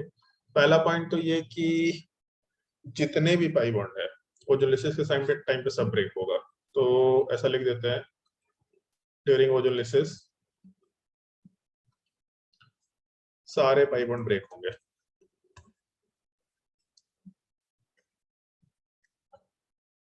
और ब्रेक होने का मतलब अगर एक कंपाउंड जैसा ऐसा दे रखा और ओजोलिसिस कराए, मान लो रिडक्टिव ही कराए, तो ये ब्रेक हुआ, यहाँ डबल बॉन्ड ऑक्सीजन बनेगा, यहाँ डबल बॉन्ड ऑक्सीजन, ये दूसरा ब्रेक हुआ, दोनों कार्बन पे डबल बॉन्ड ऑक्सीजन, ये तीसरा ब्रेक हुआ, दोनों कार्बन पे double bond oxygen. Permutation combination मत खेलने लग जाना। ये सर एक काम कर सकते हैं ना कि पहला वाले में केवल पाई बॉन्ड ब्रेक कर दिया, दूसरे को छोड़ देते हैं, फिर कभी दूसरे वाले में कर दिया, फिर दूसरे को छोड़ देते हैं, फिर तीसरे वाले में कर दिया, दूसरे को छोड़ देते हैं। ये परमुटेशन कॉम्बिनेशन नहीं, सारे पाई बॉन्ड साइमल्टेनियसली एक ही बार में ब्रेक हो रहे हैं। तो अपने प्रोडक्ट में जैसा कंपाउंड दिख रहा वैसा ही प्रोडक्ट बनाओ। सबसे पहले यहाँ पे C डबल बॉन्ड ऐसा दिख रहा था, तो ये पार्ट हटेगा, डबल बॉन्ड ऑक्सीजन, एक तो ये बन गया। दूसरा उसके जस्ट बगल वाले पार्ट में हमको कंपाउंड ऐसा दिख रहा, तो हमें काम करता है ऐसा ही बना देते रहो।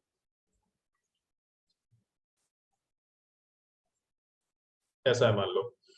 तो पहला बॉन्ड ब्रेक हुआ था, यहाँ पे ऑक्सीजन को प्लेस करना है, तो यहाँ से बॉन्ड को हटाए, यहाँ पे double bond oxygen, double bond oxygen. फिर दूसरा बॉन्ड ब्रेक हुआ, तो यहाँ दोनों पे डबल बॉन्ड ऑक्सीजन, तो यहाँ डबल बॉन्ड ऑक्सीजन बना है, यहाँ से बॉन्ड को हटा दिए। तीसरा पार्ट ब्रेक होना है, तो यहाँ पे भी double bond oxygen, double bond oxygen, ऐसा आराम से बना सकते हैं। तो जैसा कंपाउंड दिख रहा वैसा ये स्ट्रक्चर ड्रॉ करना, हमेशा वैसे ये स्ट्रक्चर ड्रॉ करना, फिर ऑप्शन से मैच करा के देखना क्या हो सकता है। तो एक पॉइंट तो ये, जितने पाई बॉन्ड सारे साइमल्टेनियसली ब्रेक होंगे, सिंपल सी बात है। दूसरा पॉइंट, अगर बस बेंजीन दिया या अगर केवल बेंजीन दे रखा है, केवल को तो सिर्फ भी बोल सकते हैं ना, हिंदी लिखना भूल गया, अगर सिर्फ बेंजीन दिया है तो ब्रेक करो उसको, तो कंप्लीटली रिएक्शन कराएंगे। तो ऐसा लिख देते हैं, तो कंप्लीट ब्रेकिंग होगा। बट अगर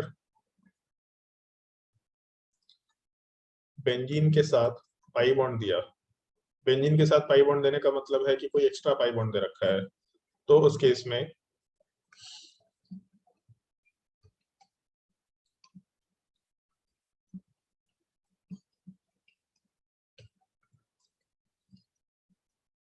बस पाई बॉन्ड ब्रेक करेंगे।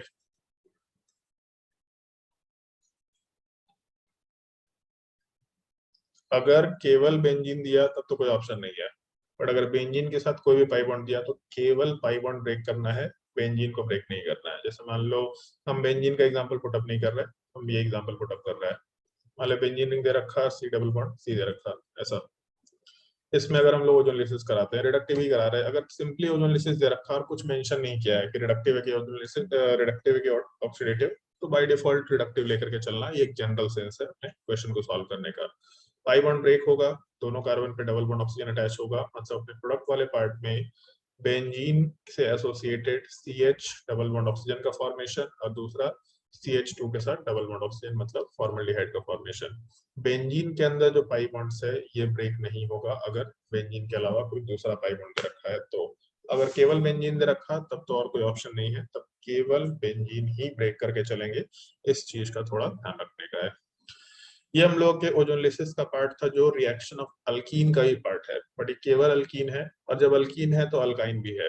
हमेशा हम लोग अल्कीन के साथ साथ अल्काइन का भी रिएक्शन पुटअप करेंगे, इस चीज का थोड़ा ध्यान रखना, क्योंकि अल्कीन में पाई बॉन्ड, अल्काइन में पाई बॉन्ड, दोनों में सिमिलर बिहेवियर आता है।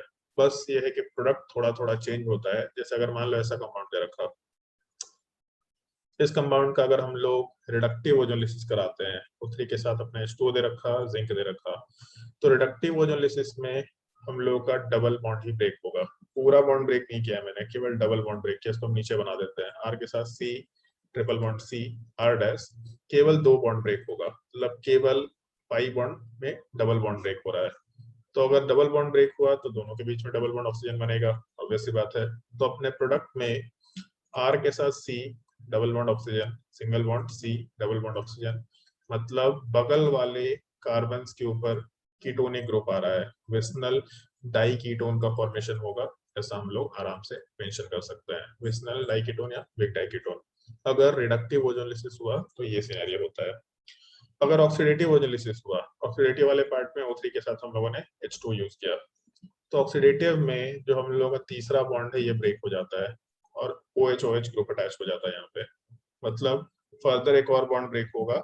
जितने बॉन्ड ब्रेक होंगे उतने OH ग्रुप आएंगे, ऐसा भी समझ सकते हैं। जैसे मान लो ये कंपाउंड है, R के साथ C triple bond C R dash, इसको एक ट्रिक के जैसा यूज करना। ट्रिपल बॉन्ड ब्रेक हुआ, 3 बॉन्ड ब्रेक हुआ, तो 3 OH ग्रुप अटैच होंगे, एक OH, दूसरा OH, तीसरा OH, दूसरे कार्बन के ऊपर भी एक OH, दूसरा OH, तीसरा OH, तो ऐसा लिख देते हैं। R के साथ कार्बन, इसके ऊपर OH OH एंड OH का फॉर्मेशन, साथ ही साथ R डैश के साथ कार्बन जिसके ऊपर OH OH एंड OH।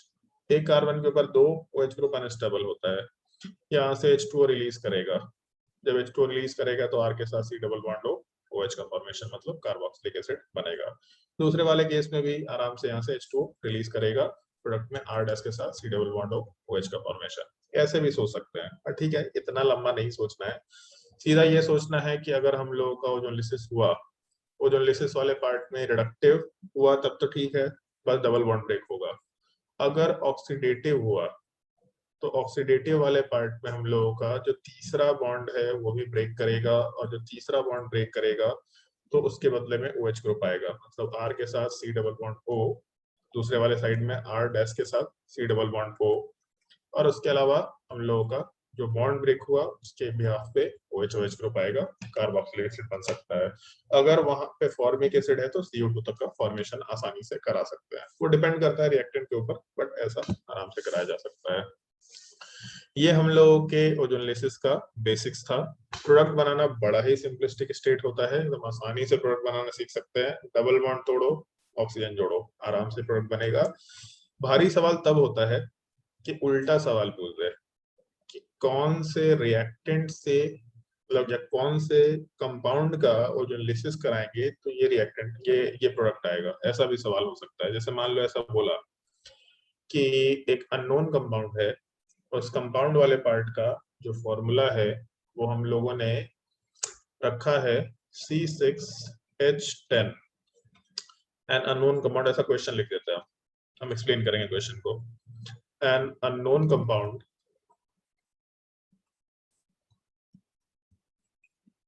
और फॉर्मूला है C6H10 undergoes ozonolysis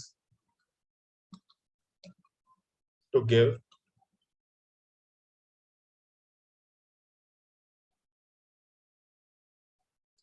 ठीक है,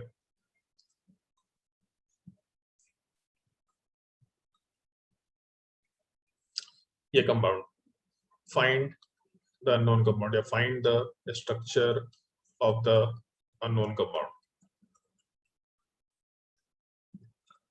ऐसा कुछ सवाल दे रखा है। एक बार सवाल रीड करो, अभी दिमाग मत लगाओ, सवाल को सॉल्व मत करो, बस सवाल को रीड करो। सवाल में एग्जैक्टली क्या पॉइंट मेंशन किया हुआ है, क्या चीजें इसमें मेंशन की हुई है, ताकि तुमको सब कुछ रिलेटेबल लगे। सवाल का कैसे अप्रोच करना है वो ढंग से देखो, ताकि जब अगला सवाल तुम्हारे सामने आए प्रैक्टिस में तो ये सब चीजें आराम से इम्प्लीमेंट कर पाए। तुम लोग का पर वीक कितना क्लास चल रहा है अभी? हर वीक में कितने कितने क्लासेस लग रहे हैं total overall? 10 class, 15 class, 20 class, कितना क्लास लग रहा है टोटल एक वीक में? रोज 2 क्लास तो हो ही जाता, रोज 2 ऑफलाइन क्लास हो में जाता 3 है। क्लास, ऑनलाइन अच्छा, में 2, ऑफलाइन में 3। 6 दिन क्लास चल रहा है तुम लोगों का? नहीं, सैटरडे को छुट्टी था कल। मतलब वीक में 5 दिन क्लास चल रहा है ना? हाँ, बट 5 लगता दिन भी है, कभी क्लास। कभी लग भी सकता।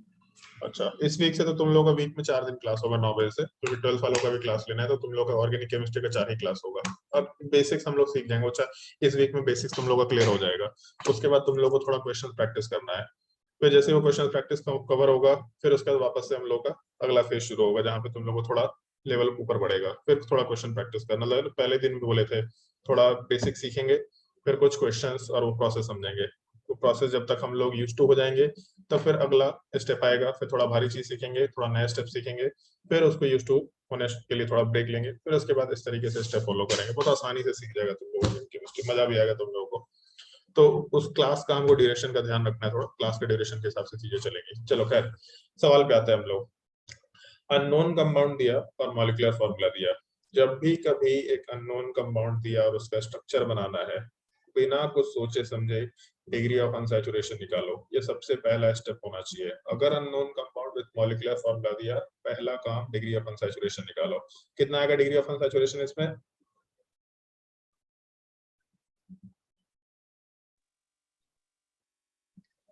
बोल ही नहीं रहा है जी कोई, डिग्री ऑफ अनसैचुरेशन सर कितना 2। आएगा? तो अदवय आपका आवाज नहीं आया, तुमने कुछ बोला बट आवाज नहीं आया। नहीं सर, मैंने बोला। अच्छा, कितना आएगा डिग्री ऑफ अनसैचुरेशन?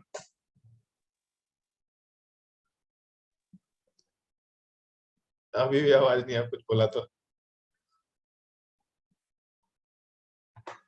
सर 0 है क्या? 0 आएगा डिग्री ऑफ अनसैचुरेशन। सर 3। 3?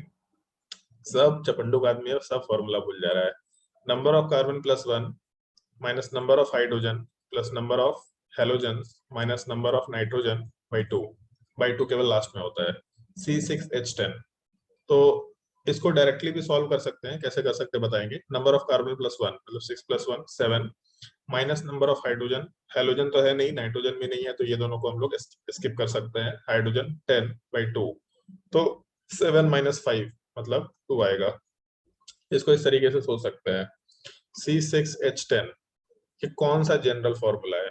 तो CnH2n-2 है अल्काइन का फॉर्मूला। अल्काइन में कितने अनसैचुरेशन होते हैं? 2। डिग्री ऑफ अनसैचुरेशन 2 के बराबर होगा, आराम से 2 ले सकते हैं।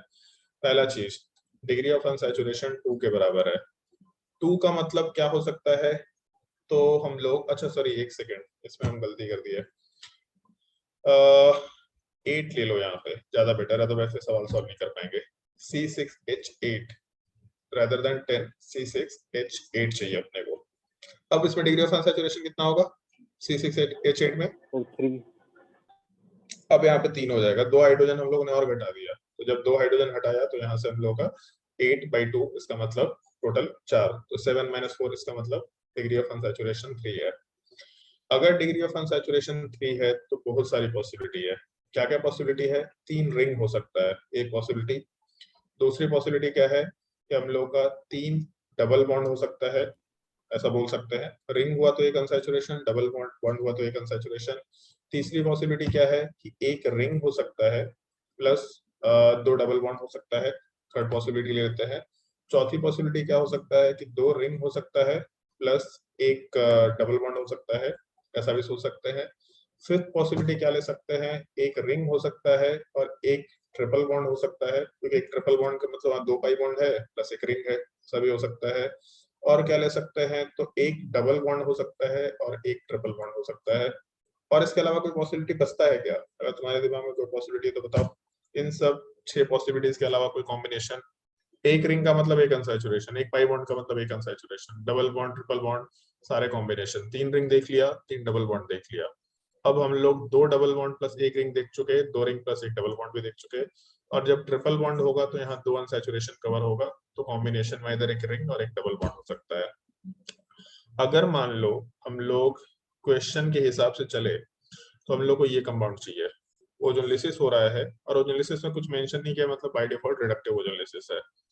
ओजोनलिसिस हो रहा है और डबल बॉन्ड ऑक्सीजन बन रहा है, मतलब पाई बॉन्ड ब्रेक हुआ होगा, ये फिक्स है। पाई बॉन्ड अगर ब्रेक हुआ होगा तो पाई बॉन्ड होना भी चाहिए, जो पहले केस में नहीं है, 3 रिंग में नहीं है, ये सिचुएशन एक्सक्लूड कर दिया। पहली पॉसिबिलिटी कहानी खत्म, इसको आराम से एक्सक्लूड कर दिया। अब उसके बाद हम लोग के पास बचा बाकी पॉसिबिलिटीज पे वर्कआउट कर सकते हैं। हम अपना कंपाउंड जो है उसको साइड में बना लेते हैं, C double bond oxygen carbon, C double bond oxygen, ऐसा कुछ है। अगर ट्रिपल बॉन्ड हुआ तो अभी जैसे मेंशन किया था कि ट्रिपल बॉन्ड में विस्नल डाइकीटोन बनता है। विस्नल डाइकीटोन तो एनी हाउ नहीं दिख रहा, तो अगर विस्नल डाइकीटोन नहीं दिख रहा मतलब ट्रिपल बॉन्ड तो नहीं हो सकता है, ये 2 पॉसिबिलिटी भी खत्म हो गया। अब क्या बचा अपने पास? तो टोटल 3 पॉसिबिलिटीज यहाँ पे बच के आ रहा है। अगर ये 3 पॉसिबिलिटीज बच के आ रहा है तो हम लोग जैसे अगर ऐसा सोचे, 2 रिंग प्लस एक डबल बॉन्ड है, तो अगर 2 रिंग है, मान लो कि स्ट्रक्चर बनाना शुरू करेंगे, तो टोटल C6 दे रखा था, मतलब 6 ही कार्बन है। अगर 6 कार्बन है तो 2 रिंग बनाने का क्या पॉसिबिलिटी है? तो ऐसा कुछ कुछ ले सकते हैं, 3 रिंग हो गया, 3 रिंग हो गया, इस तरह का पॉसिबिलिटी। ऐसा भी शायद लिया जा सकता है मेरे हिसाब से कि अगर 6 ऐसा कंपाउंड है और यहाँ से एक बाइसाइक्लो कंपाउंड बना लिया, तो 2 अनसैचुरेशन जो 2 रिंग है उसके जैसा काम हो जाएगा अपना, इस तरह का भी एक पॉसिबिलिटी है। सॉरी यहाँ पे तो गड़बड़ हो जाएगा, हम लोगों का रिंग वाला पार्ट कुछ और लेना पड़ेगा, क्योंकि यहाँ पे कार्बन आ रहा है। ऐसा लेना पड़ेगा कि 5 का कार्बन चेन है और हम लोगों का कुछ एक एक्स्ट्रा रिंग वाले पार्ट में चला गया, इस तरह कुछ कुछ पॉसिबिलिटी ले सकते हैं। बट एक प्रॉब्लम आएगा कि अगर रिंग है तो रिंग का स्ट्रक्चर ओपन नहीं होने वाला। अगर ओजोनलिसिस करते हैं तो रिंग जो है वो रिंग के फॉर्मेट में ही रहेगा, वो ओपन नहीं होने वाला। एक रिंग है तो काइंड ऑफ शायद ओपन हो सकता है, देखेंगे कैसे हो सकता है। बट 2 रिंग है तो 2 रिंग तो रिंग के ही स्ट्रक्चर में रह जाएगा। कहीं भी मान लो 2 रिंग प्लस एक डबल बॉन्ड है, तो ऐसा सोच लेते हैं हम, एक पॉसिबल सिनेरियो की बात करते हैं कि मान लो अगर ये कंपाउंड है, इसमें एक जगह डबल बॉन्ड है, क्योंकि एक ही डबल बॉन्ड की पॉसिबिलिटी है। तो जब इस कंपाउंड को ओजोनलिसिस कराएंगे तो टोटल 5 ही कार्बन है, इसमें 6 होना चाहिए ना, चलो ऐसा कर देते हैं, ये कर देंगे तो ज्यादा आसान हो गया कहानी। इसमें जो डबल बॉन्ड है अगर इसको ओपन करते हैं तो ओपन करने पे रिंग जो है वो वैसे ही रह गया, वो ओपन नहीं होने वाला। प्रॉब्लम है ये कि हम लोग का रिंग वाला पार्ट ओपन नहीं हो पा रहा। तो 2 रिंग हम लोग के किसी काम का नहीं हो पाएगा, डबल बॉन्ड वाला पार्ट के साथ ये भी छोड़ देते हैं। अब बचा 3 डबल बॉन्ड का पॉसिबिलिटी, डिस्कशन करते हैं। अगर 3 डबल बॉन्ड बनाना है तो एक डबल बॉन्ड बनाने के लिए 2 कार्बन चाहिए। टोटल कितना कार्बन है? 6। तो अगर 3 डबल बॉन्ड बनाना है तो ऑब्वियस सी बात है हम लोग के पास एक ही सिनेरियो है और कोई ऑप्शन भी नहीं है। हम लोग के पास एक लीनियर चेन होना चाहिए और कोई ऑप्शन नहीं है। हो सकता है थोड़ा स्ट्रक्चरल आइसोमर जैसा कुछ निकल के आए, बट अभी मैं उसमें दिमाग नहीं लगा रहा है। बट हमको ये दिख रहा है एक पाई बॉन्ड बनाने के लिए 2 कार्बन चाहिए, 3 पाई बॉन्ड बनाने के लिए 6 कार्बन चाहिए, तो वो सब तो कवर हो गया। अगर इसका ओजोनलिसिस कराएंगे तो हम लोगों को सी डबल बॉन्ड ऑक्सीजन मिलेगा, यहाँ से भी सी डबल बॉन्ड ऑक्सीजन मिलेगा, बीच से फिर से विसनल डाइकीटोन मिलेगा। और ऐसा तो है नहीं, इनफैक्ट अगर एक चीज सोचो तो मैंने एक ही कंपाउंड दिया है जबकि फॉर्मूले में 6 कार्बन है, रिएक्टेंट में 6 कार्बन है, प्रोडक्ट एक 3 ही कार्बन का दे रहा है। कार्बन थोड़े ना खत्म होता है, तो कार्बन नहीं खत्म हो रहा तो क्या सोच सकते हैं इससे? तो एक चीज ये सोच सकते हैं कि एक ही प्रोडक्ट रिपीट हुआ है, मतलब दूसरा सेम कंपाउंड आया है, ऐसा सोचा जा सकता है।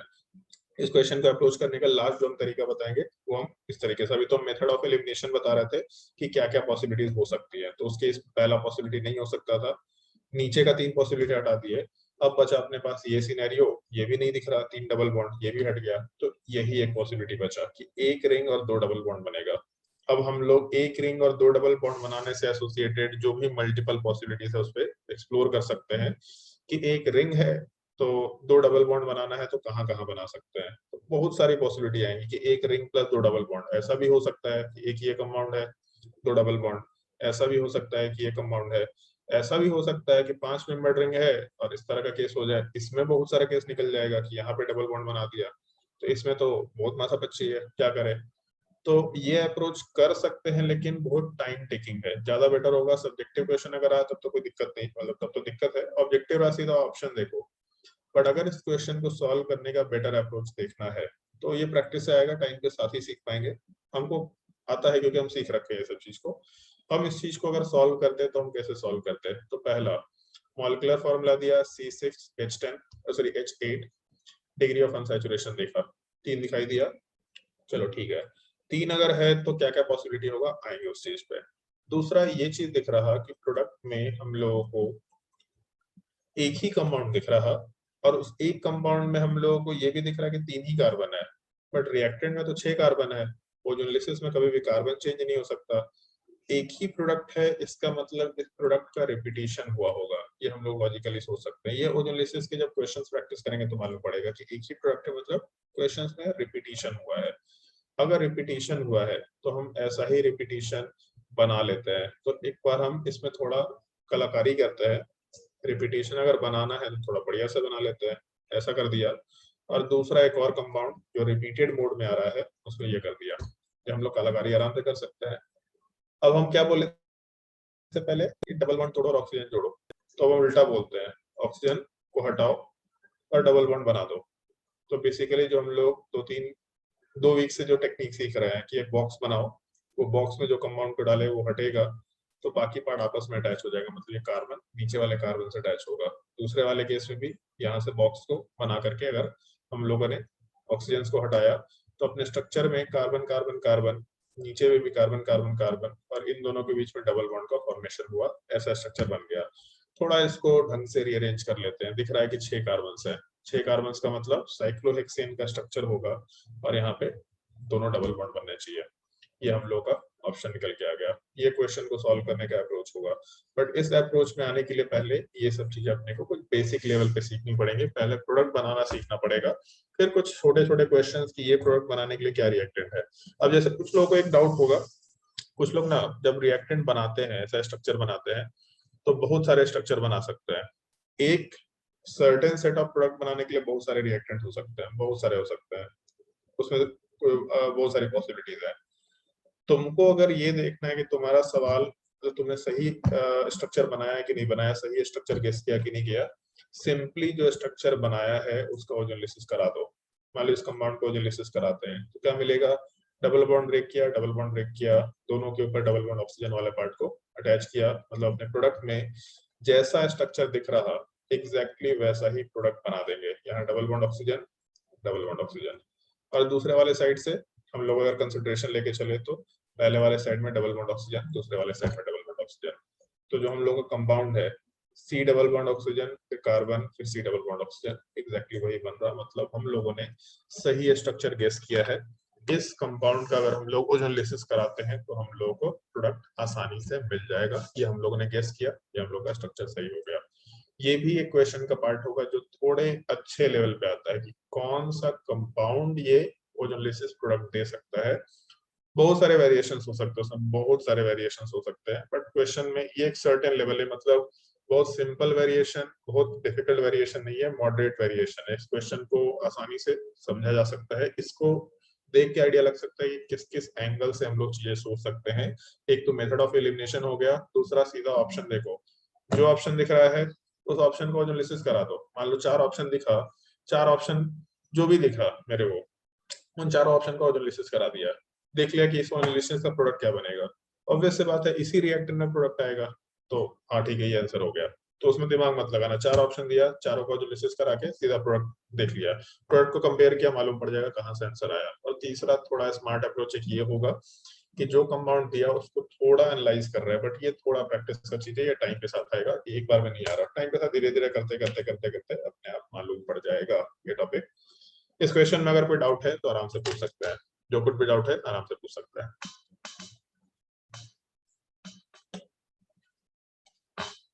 कुछ क्वेश्चन का और आंसर हो सकता है कि मतलब ये इस क्वेश्चन का और आंसर नहीं हो सकता मेरे हिसाब से। इस क्वेश्चन का और आंसर पॉसिबल नहीं है, क्योंकि बहुत लिमिटेड स्कोप में काम किया हम लोगों ने कि एक 6 मॉलिक्यूल मतलब 6 कार्बन वाले कंपाउंड के तरफ से अपने को 3 का कार्बन चेन मिल रहा है। मतलब चीजें स्प्लिट हुई हैं, सेम वे में स्प्लिट हुई है, सिमेट्रिकल स्ट्रक्चर होना चाहिए। तो और कोई ऑप्शन इसमें नहीं है, मेरे हिसाब से नहीं है। और कोई डाउट तो बताओ।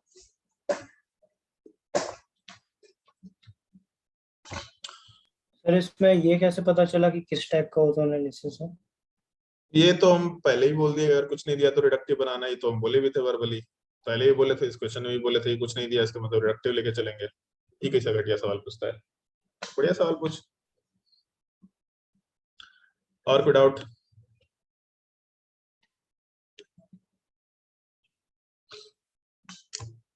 चलो अगर डाउट नहीं है तो फिर से सेम होमवर्क में ज्यादा कुछ नहीं, तुम लोग को बस नोट्स कॉपी के सारे क्वेश्चंस करना है, नोट्स कॉपी में।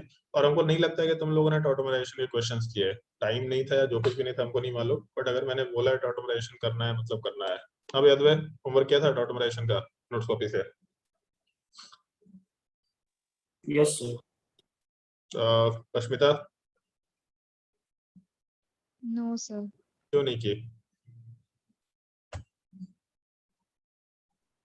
आज कर लेंगे अभी। आज कर लेंगे क्या मतलब होता है, तो एक्स्ट्रा होमवर्क मिलेगा। हम तो कल लास्ट क्लास में ये बोले भी थे कि ऑटोमेटाइजेशन के सारे क्वेश्चंस कवर हो जाने चाहिए आज के आज। इसको अगर आप लोग लाइटली ले रहे हैं ना होमवर्क को, हम एग्जैक्टली यही चीज बोल रहे हैं अभी। हम लोग क्या 8वें लेक्चर में है ना, ऑल दो बहुत धीरे धीरे पढ़ा है, ये सब टॉपिक आसानी से भी हो सकता था। 15वें लेक्चर के बाद चीजें धीरे धीरे खत्म होनी शुरू हो जाएंगी और हम रुकने वाले नहीं है।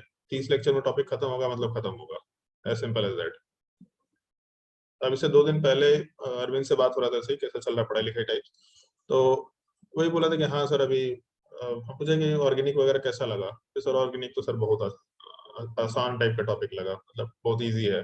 स्कूल में गए थे तो क्लोरोबेंजीन और बेंजीन में रिएक्टिविटी किसका ज्यादा है, इलेक्ट्रोफिलिक सब्स्टिट्यूशन का 1 घंटा उसी में निकाल दिया। तो ये सब क्वेश्चन हम लोग आधा मिनट में भी नहीं देते, मतलब आधा मिनट भी हम लोग इस सब क्वेश्चन के ऊपर टाइम नहीं दिया है। ये सब तो बहुत आसान है, 30 लेक्चर सफिशिएंट है, देख लिया मैंने करके। ऐसा नहीं कि तुम्हारे ऊपर एक्सपेरिमेंट कर रहे हैं, तुम्हारे पहले एक बैच में एक्सपेरिमेंट कर ले, वो एक्सपेरिमेंटल ही फेज था, मेरे लिए भी एक्सपेरिमेंट था, क्योंकि नॉर्मली हम 70-80 लेक्चर में पढ़ाते थे इस चीज को, 60 लेक्चर में हम ऑलरेडी फास्ट पढ़ाते हैं, but 30 lecture is like extreme है। बट एक्सपेरिमेंट बहुत अच्छा रहा। आज अंशिका से बात हुआ, उससे भी बात करके लगा कि हाँ ठीक है आसानी से है, बट उस एक्सपेरिमेंट को करने के पीछे एक पार्टिकुलर स्टेप है। आप एक्सपेरिमेंट नहीं कर रहे हैं बेसिकली, उस बैच में हम बस कर रहे थे कि करके देखते हैं, बट वो एक्सपेरिमेंट के पीछे प्रॉपर ये है, इंटेंशन है या इंटेंट है कि ये काम करना ही करना है।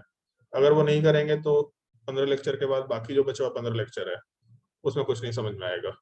कल का काम परसों कर लेंगे सर, परसों काम तरसों कर लेंगे सर, अच्छी बात है कर लो, वो कोई दिक्कत नहीं है, बट 15 लेक्चर तो कब खत्म, 2 वीक में 15 लेक्चर खत्म हो जाएगा। टॉपिक भी खत्म हो जाएगा और हम सुधारने वाले नहीं उसके बाद, एज सिंपल एज दैट। उस चीज के पीछे हम मेहनत नहीं करने वाले। सफिशिएंट टाइम है तुम लोगों के पास करने का, ऐसा नहीं कि टाइम का कमी है। और तुम तो नॉन स्कूलिंग में, तुम्हारे पास तो और कोई टाइम का कमी नहीं है। हम पहले भी बोल चुके लास्ट क्लास में कि तुम लोग को नहीं समझाएंगे, तुम्हारा सिलेबस कंप्लीट होने वाला है। अब बच्चे थोड़े ना रह गए कि प्यार से समझाएंगे कि ऐसा कर लो ऐसा कर लो, वो स्टेज से निकल चुके, बाहर निकल चुके। वो 11th वालों को समझाना होता है। 11th में भी एक स्टूडेंट है रुचिका, वो एटॉमिक स्ट्रक्चर के एडवांस वाले बुकलेट का सवाल पूछ रही थी हमसे। एक सवाल उसने पूछी तो हम उसको ये हम कमेंट किए कि यार हमको नहीं मालूम था कि हम लोग का बुकलेट में इतना भारी भारी क्वेश्चन है, क्योंकि कोई पूछा ही नहीं एटॉमिक स्ट्रक्चर के बुकलेट का एडवांस लेवल का क्वेश्चन, कोई नहीं पूछा आज तक डाउट। बहुत भारी क्वेश्चन है उसमें, तुम लोग को देंगे तुम लोग की हालत बिगड़ जाएगी।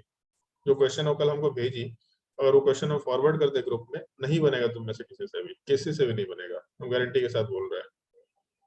बट एटलीस्ट उस स्टूडेंट ने ट्राई करने की कोशिश की। उसके बाद बुकलेट के अलावा कुछ नहीं है, और बहुत अच्छे स्टूडेंट है। उसने एनटीएसयू की तैयारी नहीं की थी, बट जब उसका इंटरव्यू हुआ था एडमिशन के टाइम, तो उसके मामा जी जो है वो बिट्स पिलानी में प्रोफेसर है। बिट्स पिलानी का में प्रोफेसर होना बहुत बड़ी चीज है, बहुत बड़ा कॉलेज है, लोग का टारगेट होता है बिट्स पिलानी जाना। वहां पे प्रोफेसर है, वही मालूम कर रहे थे कहाँ पे। उसको तो कोटा ही जाना था पहले, लेकिन वही है कि कोविड की वजह से नहीं जाना था।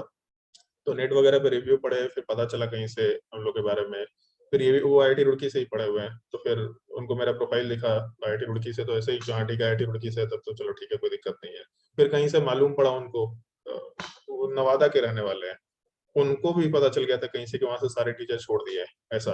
बोले अच्छा, बट बस यही देखेगा अच्छा तुम सर आईआईटी रुड़की का है, चलो ठीक है तुल है तो मैनेज हो ही जाएगा, बस वो आईआईटी रुड़की का बस वैल्यू और कुछ नहीं। अच्छा ये मेरा जूनियर है कॉलेज का, देखते हैं। बात की मेरे से, बात करके उनको बहुत अच्छा लगा। इंटरव्यू शेड्यूल हुआ, तो उसका जिस दिन इंटरव्यू था, तो उसके मामा उसको बोले भी कि पढ़ लो थोड़ा इंटरव्यू वगैरह के लिए। तो लेकिन क्या पढ़ लेंगे, जो आता है सो आता है, जो नहीं आता वैसे भी नहीं आ पाएगा, एक दिन में करके क्या कर लेंगे, उसका ये कॉन्फिडेंस लेवल है। पहले स्टूडेंट है जिसका मैंने इंटरव्यू लिया और एक एक क्वेश्चन का जवाब, 9th क्लास का क्वेश्चन का जवाब उसको मालूम था। वो 10th में है बट उसको सारी चीजें मालूम थी। एक क्वेश्चन भी पूछा, मतलब उसके इंटरव्यू का तो हमको लगा ही नहीं कि, मतलब हम उससे पूछे कि एनटीएससी का एग्जाम क्यों नहीं दिया, बोले सर पता ही नहीं हमको एनटीएससी बस पता है कि कोई एग्जाम है, बट कब होता है ये सब नहीं मालूम। अवेयरनेस नहीं है उस जगह पे, नवादा जैसी जगह पे। अदरवाइज उसका जो स्किल सेट उसने डेवलप किया 9th में, एनटीएससी आराम से क्लियर कर लेगी, वो इस कैलिबर के स्टूडेंट है। और वो शो हो रहा है पढ़ाई के प्रोसेस में कि एटॉमिक स्ट्रक्चर का जो बुकलेट आज तक किसी ने नहीं पूछा। 8 साल से सेम बुकलेट है, मतलब 8 साल तो नहीं, ऑलमोस्ट 5.5 साल हो गया। 5.5 साल से एटॉमिक स्ट्रक्चर का सेम बुकलेट है हम लोग का, सेम बुकलेट, इसको चेंज नहीं किया। आज तक एडवांस किसी ने नहीं सॉल्व किया उसमें। उस बच्ची ने सॉल्व किया, बस सवाल मेरे सामने आया, बोले बहुत ही भारी सवाल है रे, तो मतलब बोले कि हम पूछे उसे कहाँ से है, सर बुकलेट। तो बुकलेट में इतना भारी सवाल है क्या? तो बोले हाँ सर मेरे पास बुकलेट के अलावा तो और कोई बुक नहीं है। वही रियलाइज हुआ कि किसी ने आज तक वो सब क्वेश्चन सॉल्व नहीं किया, क्योंकि अगर सॉल्व किया होता तो मेरे से डाउट पूछता। तो ये बहुत ही मस्त चीज है। अब उसने उस चीज को किया है, 9th में पढ़ाई किया और उसी प्रोसेस को कंटिन्यू करे जा रही है और अच्छा करेगी। मतलब बाय डिफॉल्ट जो जे एडवांस उसका सिलेक्शन होने वाला है, बाय डिफॉल्ट है। उसे कॉन्फिडेंस लेवल से, उसके बात करने के तरीके से मालूम पड़ जाता है। कुछ नहीं है, वो अपना उसको जो प्रोसेस बताया है वही काम कर रही है वो। होमवर्क कंप्लीट करना है, बुकलेट कंप्लीट करना है, वर्कशीट कंप्लीट करना है, बस करना है। एनी हाउस जो कंप्लीट करना है, वो प्रोसेस रिपीट कर रही है। एडवांस में सिलेक्शन होगा ही होगा, हम लोग एक्सपेक्ट करेंगे जिस तरीके का वो मेहनत कर रही है, कुछ अच्छा अच्छा रैंक लेकर के आए, जितना अच्छा से अच्छा रैंक लेकर के आए। क्योंकि नवादा जैसी जगह में अगर एक लड़की बहुत अच्छा रैंक लेकर के आएगी, उस जगह का उत्थान हो जाएगा। बहुत जरूरी आने वाले टाइम में ये छोटे छोटे जगह से लड़की लोग थोड़ा अच्छा सिलेक्शन करके आए। एक तो कोटा भी इसलिए दिया जा रहा है क्योंकि लड़कियों का सिलेक्शन नहीं होता, उनके पास रिसोर्सेस नहीं होता। बट छोटे जगह पे अगर कोई भी एक लड़की बहुत अच्छा कर जाएगी, बहुत बड़ी चीज है। 11th के लोग सिंसियरिटी के साथ काम कर रहे हैं, जितना बोला गया वो कर रहे हैं। तो लोग 12th में आ गया, खत्म हो गया सिलेबस, तो होमवर्क नहीं, आज कर लेंगे सर। और आज का होमवर्क कब करेंगे सर, बताइए अश्मिता, आज का होमवर्क कब करेंगे? कल? आज ही कर लेंगे। आज ही कर लेंगे? ऐसे कैसे कर लेंगे? आज तो बहुत, आज तो लेक्चर भी देखने देंगे, आज तो होमवर्क भी देंगे, कैसे कर लेंगे सब आज? आलसीपंती छोड़ो, आलसीपंती का कोई स्कोप नहीं है। हम यहाँ पे कितना काम कर रहे हैं हमको मालूम है। हम दिन भर 15 घंटा काम कर रहे हैं यहाँ पे, 15 घंटा, और 7 दिन, कोई मंडे संडे कुछ नहीं। रोज का हमारा 15 घंटे का काम है। हम ऐसे ही सोच रहे थे कि कितना काम कर रहे हैं, तो मुश्किल से 6 घंटा सोते हैं, खाने पीने में 1 डेढ़ 2 घंटा 3 घंटा जाएगा, बाकी 15 घंटा इंगेज्ड है। और जबकि हम स्टेबल लाइफ जी सकते हैं आराम से, 25 30 35 लाख का सैलरी कमा सकते हैं। 35 लाख का सैलरी कमाना मेरे लिए आपके टाइम में बहुत बड़ा डिफिकल्ट पार्ट नहीं। कुछ तुम्हारे में से होंगे जिनका सोच नहीं होगी 35 लाख तक कमाया जाए, उन लोगों का सोच होता है 1 lakh per month, 12-15 lakh 20 lakh is like sufficient है। 35 लाख तुम आराम से कमा सकते हो, उसको छोड़ रखे है, तो कमाना नहीं है हमको उस चीज को। अभी इतना कैपेबल बनाओ कि हम जितना चाहे उतना कमा सकते हैं। 5 लाख में भी हम खुश है, और हम 5 करोड़ भी कमा सकते हैं। ऐसा स्किल सेट चाहिए, उसके लिए 15 घंटे मेहनत कर रहा है, ताकि अभी से 35 साल के बाद हमको 15 घंटे का 5 मिनट भी काम ना करें, 15 मिनट भी काम ना करें। मेहनत करना पड़ेगा, प्रोसेस का पार्ट है। अगर नहीं मेहनत करेंगे तो आपको प्रॉब्लम है। और हम एक चीज सीख लिए, मतलब पहले हम बहुत लगते थे स्टूडेंट लोगों के पीछे, मोटिवेट करते थे, समझाते थे, अभी भी समझाते हैं, बट बहुत पार्टिकुलर लोगों को समझाते हैं। जैसे श्वेता जो है, उसको हम समझाए थे, उसका जब मेंस का एग्जाम हुआ था बहुत खराब हुआ, तब उसको समझाए थे, और उसका हो गया, एडवांस में सिलेक्शन हो गया, अच्छी जगह पे चली गई। हम समझाएंगे बट बहुत पार्टिकुलर लोगों को समझाएंगे, जिसको देख ले कि जो लोग एफर्ट पुट कर रहे हैं, वो एफर्ट पुट कर रहे थे, तरीका सही नहीं था, और बीच में जो भाई बार बार स्कूल का एग्जाम और ये एग्जाम डाइवर्शन चल रहा था। तुम में से जिसका एफर्ट दिखेगा कि एफर्ट पुट कर रहे हैं, बस उसको समझाएंगे। एफर्ट अगर नहीं पुट कर रहे हैं, हम नहीं समझा रहे कुछ भी। तुम्हारे पीछे हम अपना टाइम वेस्ट नहीं करेंगे, हम टाइम इन्वेस्ट करेंगे। इधर पैसा इन्वेस्ट कर सकता है लोग, या टाइम इन्वेस्ट कर सकता है, तो हम टाइम इन्वेस्ट करेंगे। तो टाइम इन्वेस्ट तभी ना करेंगे जब हमको कुछ रिजल्ट दिखेगा। सबके पीछे टाइम इन्वेस्ट थोड़ा ना करेंगे। बहुत वैल्यूएबल टाइम है मेरा, हमको भी बहुत अपना है, जिंदगी में बहुत सारी चीजें करनी है। एक स्टूडेंट से मेरा बात हो रहा था, तो वही कि सर शादी कब कर रहे हैं, तो सबका यही सवाल होता है कि सर शादी कब कर रहे हैं। वो भी एक लाइफ का पार्ट है। तुम्हारा भी सवाल होगा, जैसे तुम लोग का कॉलेज शुरू हो जाएगा, जैसे तुम लोग का ये क्या बोलते हैं, मतलब कॉलेज लाइफ, मतलब अभी पढ़ाई का लाइफ खत्म हो, तो हम लोगों ने जो acid base feasibility of reaction है, उसमें वो चीज को कर रखा है। एफरवेसेंस टेस्ट उसका केवल एक पार्टिकुलर नाम है। अगर हम लोग किसी भी कंपाउंड का रिएक्शन सोडियम बाइकार्बोनेट के साथ कराते हैं, और अगर वो एसिड स्ट्रॉन्ग एसिड रहा कार्बोनिक एसिड से, तो रिएक्शन फिजिबल होगा, मतलब H2CO3 बनाएगा। वो H2CO3 CO2 में कन्वर्ट होगा, तो एफरवेसेंस कहलाएगा। ये प्रैक्टिकल ऑर्गेनिक केमिस्ट्री का पार्ट है, वो लिखा हुआ वहां पे मैंने समझा दिया होगा कि ये जो फिजिबिलिटी ऑफ रिएक्शन हुआ, ये feasible reaction is also called as sodium bicarbonate test या फिर एफरवेसेंस टेस्ट। ऑल्दो हम लोग प्रैक्टिकल ऑर्गेनिक केमिस्ट्री वाले पार्ट में पढ़ते हैं ज्यादा प्रेफरेबली, तो ध्यान रखना। और आज जो हम तुम लोग को लेक्चर देखने भेज रहे हैं, वो तो तुम लोग को देखना है। कल हम लोग इलेक्ट्रोफिलिक एडिशन रिएक्शन करेंगे, और इलेक्ट्रोफिलिक एडिशन रिएक्शन के साथ साथ तुम लोग को, जैसे मैंने बोला भी था, कि प्रैक्टिकल और ऑर्गेनिक केमिस्ट्री के टॉपिक को तुमको रीड करना। उसका एक बुकलेट हम देंगे, उसका एक नोट्स पार्ट देंगे, या रेदर हम तुमको नोट्स देंगे जो तुमको रीड करना है। तुम्हारे पास दिमाग में आइडिया होना चाहिए, एक मैप होना चाहिए, ओवरव्यू होना चाहिए, what is practical organic chemistry, क्या क्या इसमें केसेस हैं, क्या क्या नाम है, टॉलरेंस टेस्ट क्या होता है, फेलिंग सॉल्यूशन टेस्ट क्या होता है, ये कुछ नाम है, ये मालूम होना चाहिए। जैसे जैसे हम लोग रिएक्शन मैकेनिज्म में आगे बढ़ेंगे, वो नाम आएगा, और जब वो नाम आएगा, तो वो नाम जब हम लोग फॉलो कर रहे हैं, जब रिएक्शंस फॉलो कर रहे हैं, तो किस तरीके से रिएक्शंस हो सकता है, कुछ कुछ केसेस में हम लोग एक्सप्लेन करेंगे, कुछ कुछ केसेस में बस रिएक्शन से याद रखना है, कुछ कुछ केसेस में हम लोग उन रिएक्शंस को एक्सप्लोर भी करेंगे। बाकी जब ऑर्गेनिक खत्म होगा, तब प्रैक्टिकल और ऑर्गेनिक केमिस्ट्री ज्यादा बड़ा सेंस बनाता है। ऐसा भी कर सकते हैं कि एक ही बार सीधा हम लोग प्रैक्टिकल और केमिस्ट्री सबसे लास्ट में तुमको दे दे कि इस चीज को कंप्लीट कर लो, ज्यादा बेटर होगा। चलो ठीक है, वही रास्ता फॉलो करें तो ज्यादा बेटर है। हम लोग इस तरीके से काम करेंगे। तो नेक्स्ट क्लास के लिए हम अभी तुम लोग को लेक्चर भेज रहे हैं, और अपने नोट्स कॉपी में हम एक बार देख लेते हैं, 1 मिनट, नोट्स कॉपी में क्या है, क्योंकि हमको थोड़ा ध्यान नहीं है कि हम लोग ड्यूटेरियम एक्सचेंज तो यहाँ दे रखा। ओजोनलिसिस वाला टॉपिक मैंने कराया होगा जहां तक हमको ध्यान है। ओजोनलिसिस और मोनोक्लोरो प्रोडक्ट, ये दोनों चीजें हम लोग डिस्कशन का पार्ट हम नॉर्मली पहले ही कर लेते हैं डिस्कशन में।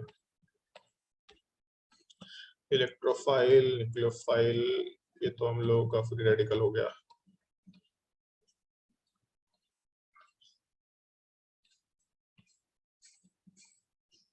क्योंकि टॉपिक बहुत तेजी से चल रहा है, उसको ये मत समझ के हम बहुत धीरे पढ़ा है, तो बहुत ही धीरे चल रहा है। ऑलमोस्ट हम लोग का पहला जो नोट्स कॉपी है, ये 170 पेज का है। उस 170 पेज में हम लोग पिनेकॉल फॉर्मेशन, पिनेकॉल पिनेकोलिन रीअरेंजमेंट भी बताना है हमको। कार्बोकेटाइन रीअरेंजमेंट के बाद हम लोग डिस्कशन कर लेंगे किसी भी पर्टिकुलर डे। ऑलमोस्ट 70 पेज हो चुका है हम लोग का उसमें। चलो ऑप्टिकल आइसोमेरिज्म भी था जो हम लोग का पहले ही हो चुका है, बट स्टिल तभी भी हम लोग का 70 पेज हो चुका है। कार्बोकेटाइन रीअरेंजमेंट यहाँ भी कराया हुआ है, यहाँ पे भी नोट्स में भी देखेंगे। इसी के क्वेश्चंस आपको बाद में सॉल्व करना है। कार्बोकेटाइन रीअरेंजमेंट ओजोनलिसिस कहाँ पे कराया यार,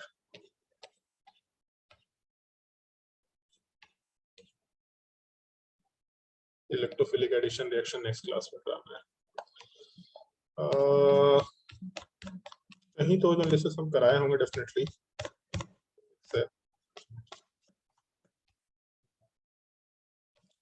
रोटेशन एंड ये तो जो वेक्ट्रिकल आइसोमर काउंट करने का पार्ट है, स्टीरियो आइसोमर काउंट करने का पार्ट है, axis of symmetry, acid base reaction, इसमें एक्सप्लेन तो कर रखा है नीचे में, NaSCO3 + HCl लिखा हुआ भी है, सारा चीज एक्सप्लेन किया हुआ है, पढ़ो उसको एक बार, बिना पढ़े हुए बस ऐसे ही पूछ लेता है। टॉटोमराइजेशन के बाद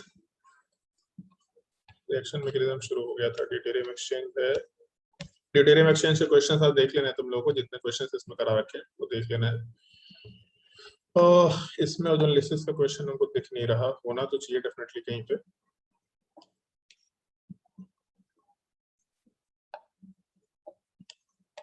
चलो ठीक है, कोई दिक्कत नहीं है। जो तुम्हारा वर्कशीट दे रखा है, तुम लोगों को एक ऑर्गेनिक केमिस्ट्री का वर्कशीट था जिसमें जीओसी के कुछ सवाल थे, आइसोमरिज्म के कुछ सवाल थे, उसमें ओजोन लेसेस का दे रखा होगा पार्ट। जहां तक हमको ध्यान है उसमें number of monochloro product and ozone laces, वो दोनों के दोनों वर्कशीट वाला पार्ट तुम लोगों को देख लेना है। ऑर्गेनिक के वर्कशीट में दे रखा होगा, मेरे हिसाब से वेबसाइट पे तो होना ही चाहिए, देख लेते हैं एक बार वेबसाइट पे।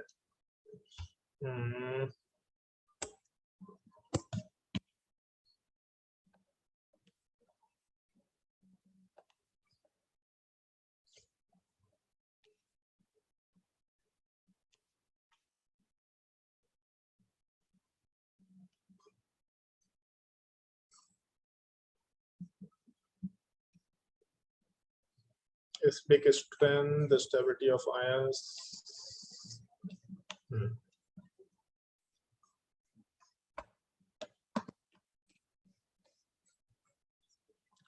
वर्कशीट 1 2 3 4 5 तो नोमेनक्लेचर था, इसके बाद फिर जीओसी का कुछ पार्ट होना चाहिए, आइसोमरिज्म का कुछ पार्ट होना चाहिए।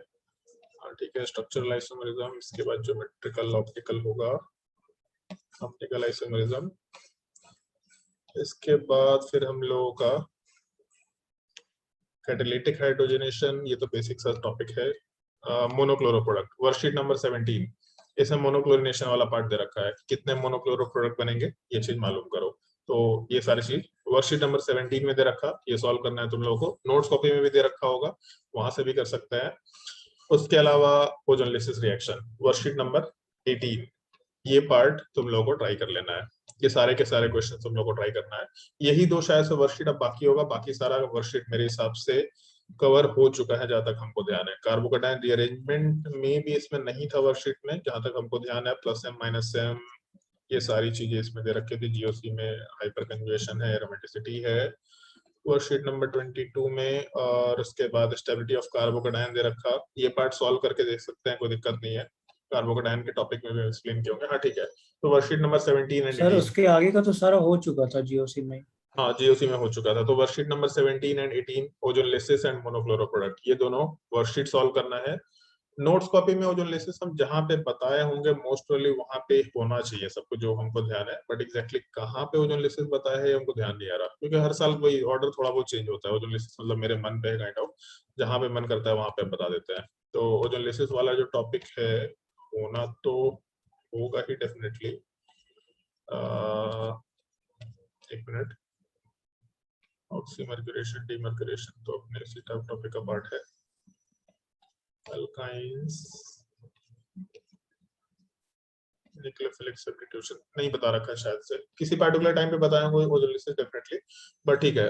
ओजोन लेसिस का टॉपिक इसमें नहीं है, तो जो तुम्हारे टॉपिक्स में जो अभी मैंने वर्कशीट में जो क्वेश्चंस बोले तुमको वो सारे के सारे क्वेश्चन सॉल्व कर लेने हैं, उतना सफिशिएंट होगा प्रैक्टिस करने के लिए, क्योंकि हम लोग ओजोन लेसिस को सीक्वेंशियल रिएक्शन का एक पार्ट समझेंगे, और बाकी हम लोग नेक्स्ट क्लास में आराम से इलेक्ट्रोफिलिक एडिशन रिएक्शन वाला पार्ट शुरू करेंगे। तो नेक्स्ट क्लास के लिए 2 होमवर्क है, एक तो कार्बोकेटायन वाला part and carbocation rearrangement. Carbocation rearrangement यहीं पे दे रखा, पेज नंबर अगर तुम लोगों को नोट करना है तो मिल जाएगा यहाँ पे, पेज नंबर 75 में, सॉरी 75 में रिंग एक्सपेंशन है, कार्बोकेटायन रीअरेंजमेंट और पहले ही होगा। हाँ ये पेज नंबर 72, पहले लेक्चर देखो, लेक्चर देखने के बाद अगर वहां पे कुछ एग्जांपल्स है तो वहां पे भी एग्जांपल चलेगा। फिर उसके बाद कार्बोकेटायन रीअरेंजमेंट का ये टॉपिक पेज नंबर 72 से लेके जहां तक दे रखे, जितने भी एग्जांपल्स दे रखे, ये सब तुम लोगों को प्रैक्टिस करना है, ये बाय डिफॉल्ट प्रैक्टिस करना है।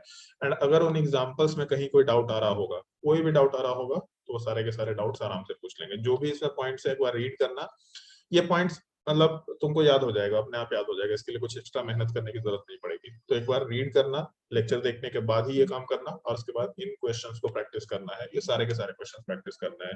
कल के लिए थोड़ा ज्यादा होमवर्क है, बट प्रैक्टिस करके देखो, कल तुम्हारा स्कूल नहीं है, थोड़ा छुट्टी भी है, आराम से प्रैक्टिस कर सकते हैं। किसी को कुछ पूछना है, किसी को कुछ जानना है तो आराम से पूछ सकते हैं। सर कल वाला लेक्चर यूट्यूब पे कब तक आएगा? आ गया होगा शायद से, विशाल सर डाल दिए होंगे जहाँ तक हमको नहीं पता है। सर नहीं आया। विशाल सर से बात कर लो। लेक्चर टेस्ट सब विशाल सर। आज वैसे टेस्ट शायद था, बट सर्वर का कुछ इशू था, सर्वर आज ढंग से काम नहीं कर रहा था, इसीलिए पेपर ढंग से दिख नहीं रहा था। बाकी विशाल सर से ही कोऑर्डिनेट कर लो सब चीजों को लेकर। और कोई डाउट तो बताओ। कल क्लास क्यों नहीं आया था तो वैसे? सर कुछ अनअवॉइडेबल सर्कमस्टांस आ गया था। अनअवॉइडेबल सर्कमस्टांस आता है तुम लोग के लाइफ में? खाना बनाने बोलते थे मम्मी, अनअवॉइडेबल सर्कमस्टांस। मम्मी नहीं बोली चलो रोटी बनाओ, बहुत पढ़ाई कर लिया, कुछ होना जाना तो है नहीं पढ़ लिख करके। ठीक है, तो कल के लिए हम लोग यही सारे होमवर्क, लेक्चर अभी हम भेज देते हैं, बाकी जो तुम लोग को बोला उसको फॉलो करो। और अगर पहले का कुछ बाकी रह गया है तो उसको कंप्लीट कर लो, वो सब सारे क्वेश्चंस कंप्लीट करो। इसमें बिल्कुल भी चीजें स्किप नहीं कर सकते, कुछ भी स्किप नहीं कर सकते, इस चीज का थोड़ा ध्यान रखना। और किसी को कुछ पूछना है, किसी को कुछ सर जानना है एलजीवेट तो साथ साथ में कर सकते हो? कौन सा? एलजीवेट नहीं, हमको नहीं पता। टाइम है तुम्हारे पास करने का, मैथ्स फिजिक्स केमिस्ट्री नहीं पढ़ना है जी। सर बाकी मतलब कुछ वो सब उसके लास्ट एक्सरसाइजेस में अच्छे अच्छे क्वेश्चन अभी नहीं कर सकते। जीओसी के टाइम पे किया था। किसी बुक के लास्ट एक्सरसाइजेस के क्वेश्चन अभी नहीं कर सकते, एक टाइम आएगा तब वहां पे कर सकते हैं। क्वेश्चन करवा देंगे क्लास में, उसके लिए कोई दिक्कत नहीं। इनफैक्ट उसको रिवीजन में करो तो ज्यादा बेटर है, ज्यादा अच्छे अच्छे क्वेश्चन है रिवीजन के टाइम पे करो, अभी मत करो। अभी जितना बोल रहे बस उतना करो काम, जो बोल रहे हैं बस उतना करो। उसी चीज को 2 बार करो, क्योंकि याद ही नहीं रहेगा। मालूम पड़ गया ना कल की जीओसी याद नहीं है, थोड़ा बहुत भूल चुके जीओसी, तो जितना बोल रहे हैं पहले उतने को मल्टीपल टाइम में करो। ये शुरू का जो 15 लेक्चर है ये रटा होना चाहिए, मतलब इसको मल्टीपल बार करके ये याद होना चाहिए, क्योंकि उसके बाद के 15 लेक्चर मोस्टली 70-80% एप्लीकेशन है। शुरू के इनिशियल पार्ट पे अभी हम लोग चीजें सीख रहे, जैसे एक कार्बन के ऊपर 2 H ग्रुप 1S डबल होता है, ये लास्ट क्लास में सीखा था, आज वापस से रिपीट किया। अब आगे हम बहुत बार बताएंगे नहीं, आएगा हर जगह पे, बट बहुत ज्यादा बताने की जरूरत नहीं पड़ेगी, क्योंकि यूज्ड टू हो गए। तो ये सब चीजें बहुत मैटर करेंगे अपने लिए। और किसी को कुछ पूछना है, किसी को कुछ जानना है तो बताइए। चलो ठीक है, तो आज के लिए क्लास यहीं पे एंड करते हैं, नेक्स्ट क्लास में कंटिन्यू करते हैं। आज के लिए tata bye bye. Thank you sir. Thank you.